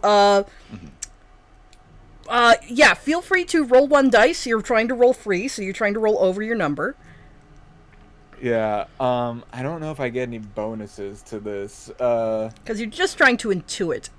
Are you an expert in reading people? I am willing to say that you are, given your fraught position. As a spokesperson. Yeah, specifically, I suppose so. You're an expert in reading people's loyalty to the company, aka how dangerous it is to bring up this specific topic. So, yeah, I would say you're an expert in this. So, yeah, you can have 2d6. And Yeah, I have an answer for you depending on how you roll, so. Okay. I like that, yeah. Well, I break free. So Hot that's damn! weird. You get to ask a question to, either you could ask me, but Neon, would you be down if the question could be asked I'm happy to go you? and answer the question. Yes, if you, it must be answered truthfully. Yeah. Runme looks at the machine and mostly wants to know how much of Hikaru Blaze is conscious when Hikaru Blaze is in the machine.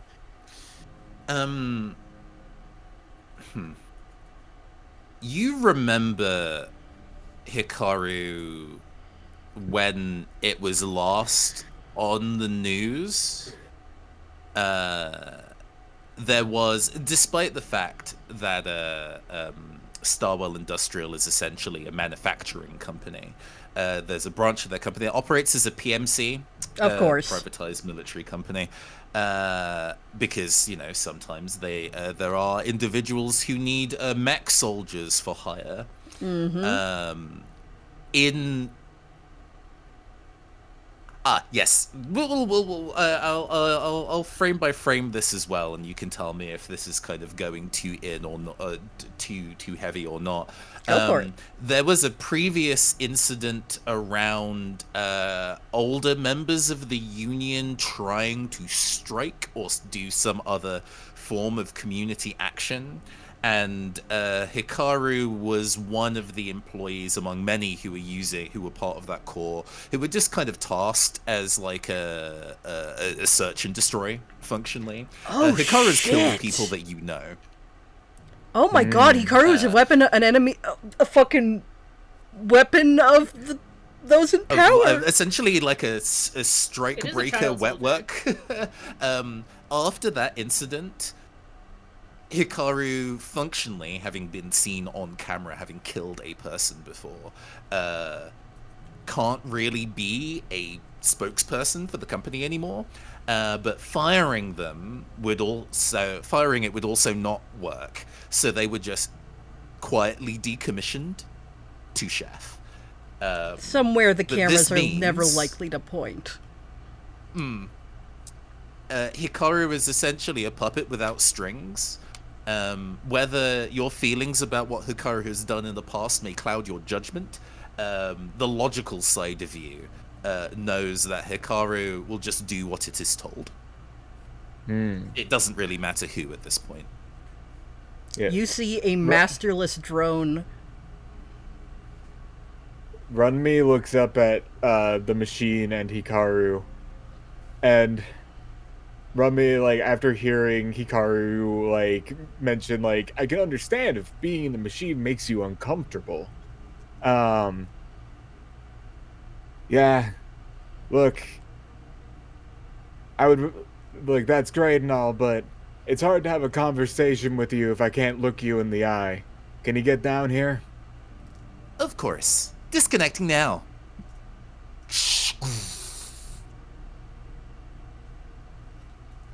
It looks like even thinner and tired than when you saw them before. Oh. Does Hikaru, like, slink out of the mech? Mm-hmm. There's a disconnect. It's faintly wet sounding, but clean. Frida immediately begins inspecting the mech. She's like, in the background, it's like these two are focused on the scene. In the background, you see her slinking around and, like, very quietly. It's like, shit, I never saw one of these up close. Yeah, you've also not really seen them piloted biomechanically like that. Like, that's the optimum way to pilot it, but they can be piloted manually, and if you had to guess, that's what this one would have been. Yeah, Since being decommissioned. Rummy, now that all three of you are down here, and I guess the guy that we saved. And also, yes, and also the person with the face that is now mostly bandage. Yeah, Rummy looks you through. All right, look, I'm gonna keep it honest with you. I'm with a bit of a union resistance group against the corporation. Looks the person whose face is injured, who is clearly still, like, regathering their wits after inhaling chemicals. You're anti-union? Oh, sorry. Yeah, keep going. And right now we got a couple of trucks heading this way that are here to transport people out of here into a safer zone. They say they're gonna be here in 12 minutes. It's probably going to be longer than that. To tell you the truth, we need them here faster. Can I get you? Can I convince you guys to lend a hand? You know, I think I recognize you. Yeah, mutual to you. It's said flatly, but only because you get the impression that Hikaru can't really emote more than that. I'm really sorry. You see Rummy like almost like kind of like barely wince a little and then just sigh. Look, keep apologies till after we're done here. Alright, we can talk about it after. Yeah, understood. Alright. Kirk to Frida. You think that we're dating? Kirk, you sweet summer child, how are you a reporter? It was definitely a messy breakup. She's climbed into the mech. She pokes her head out and is like, what? This is really fun contrast playing a Run Me in a serious setting compared to Run Me in what I played him in last time. Which was I thought we've never seen Run Me before. I thought a it was fever good. dream. Yeah, I didn't, but we're just talking about hypotheticals here. And because this is the Run Me that the War Stories talked about versus the Run Me that we saw on that fishing trip. Yeah. Yay! So what do you think, team? Are you willing to help out with this endeavor? Hikaru is implicitly on board. Are you willing to break free? Are you willing to free your brakes? No, that's not it. Oh, they freed my brakes. Oh no! Oh no, we're gonna crash! We're out of control! My PTO! Frida leans forward and is like, listen, man, I'm medical. I'm explicitly here to make sure as many people survive as possible. The injured worker also nods, maintaining their own balance now. Whatever you need, anything. We gotta get people clear of this place until we can get this under control. Alright. What about you, reporter? You are supposed to keep that secret. Nah, he's an alien. We already know you're an alien, buddy.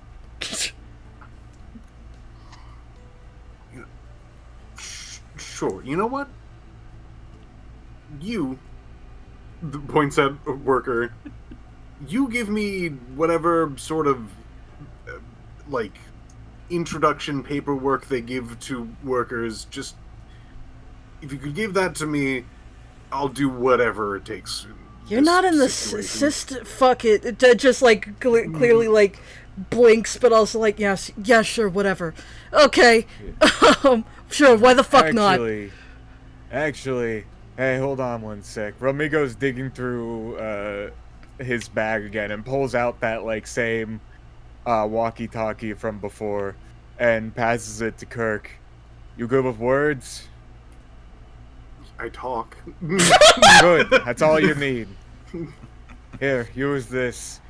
You can use this for communications. You can get some points across. Maybe you can help speed things along. Just as a reporter, who's my audience with this one? Well, your audience is gonna be your fellow union members. And I guess whoever the hell was, like, 5 feet adjacent to them at the time.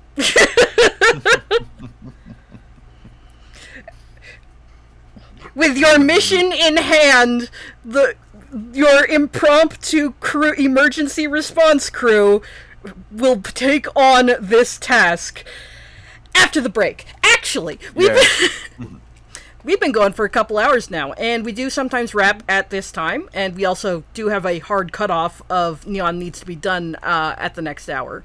So, Yeah. question at this point. Would you all like to leave it there as our sort of natural break point? Would you like to try for another short scene? Either way, everybody go visit the bathroom and refill your water, because we've been at this for 2 hours. Raise my hand.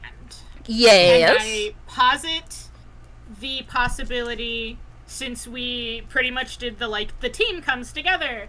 What if we call it now for the time limit, and then do the adventure next time? I was actually going to suggest, if Just, folks are up for it, guy? would you be up for a continuation of this session?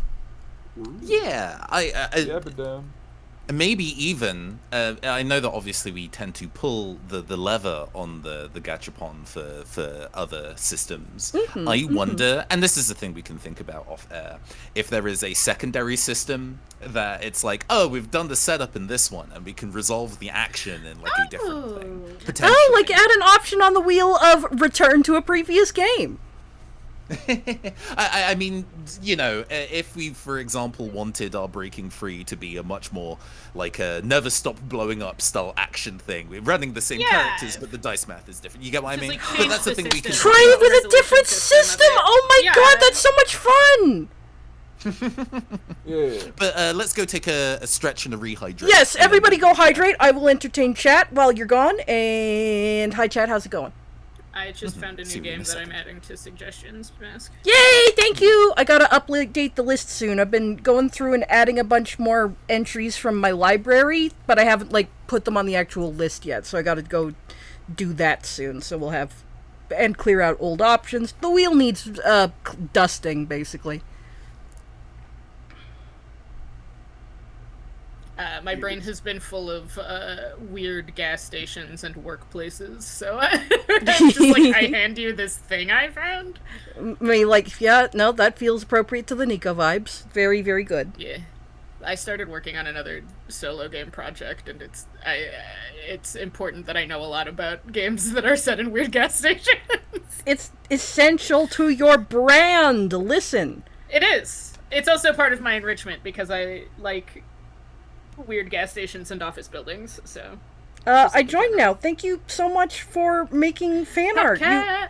You are never obliged... Yes, I call you by your legal name on Twitch, as it happens on... But yes. Those are the words. They're the Twitch words. Yeah. But, yeah, never worry about being obligated to make things. Like, it is always cool when you feel like making stuff, because it's like, oh, a person felt like making something for this. That's cool. But, whenever you feel like making something, that is cool of you. Thank you for making something today. Never feel like you have to. We appreciate your presence either way. Very much. And whether you make art or not, we appreciate your presence. I love getting to run these little sessions. I love getting to play with these lovely folks, and it makes me very happy when folks enjoy the show. Hello, everybody. I'm back. Welcome back. Wow. Welcome back. I will... Yeah, before we even played this session, I'll be real, like, I saw it was a, like, resistance, like, fighting against the oppressors thing, and I was like, it'd be really funny if I signed up for this specifically so I could play Run Me again. I see.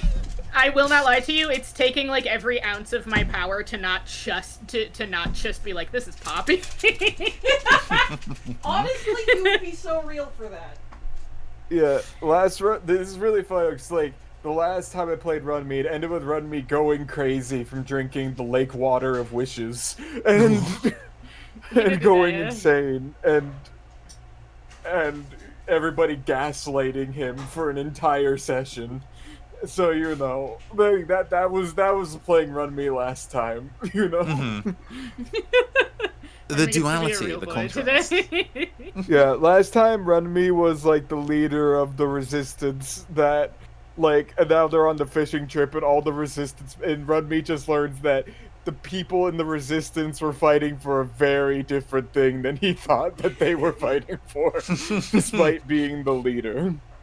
I know that there's been viewers, fans of the show in the past that have been like, connected universe? Are all these stories kind of happening in like one continuity, or is it like an Osamu Tezuka? These are all actors that are being cast in multiple different roles in many different stories, and hey, this is leading credence to that theory. Yeah, The only I difference like that is one. Run Me It's in just the the other same actors. Run Me in the other universe is a fucking he's a pelican, so you know. I mean, practical effects are a hell of a thing.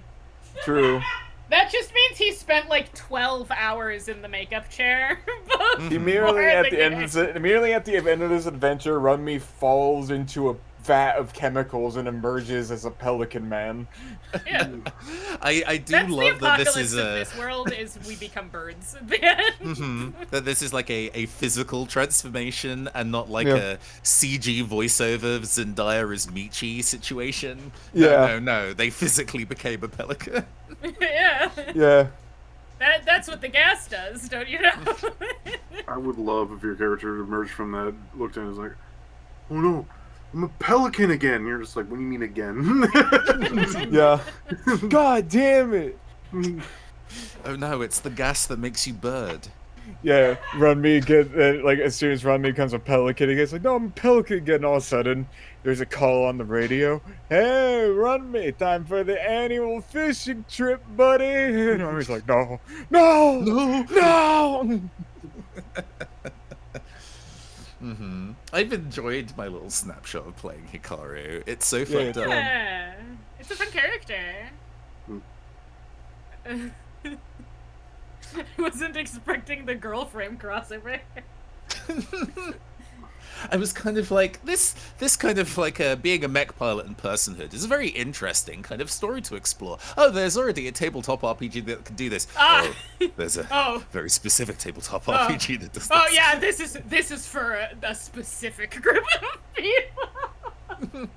This game has a very specific audience in mind. So we're adding that to the wheel, yeah? After hours, girl frame TT Gachapon. Hello, fellow pilots.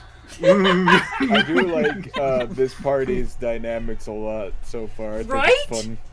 Very strong right out the gate. All right, I am back from attending my dog's I'm dinner. trying to channel the like slightly chaotic but still locked in girl from a fucking apocalypse group in an apocalypse drama. I'm like, yeah, sure.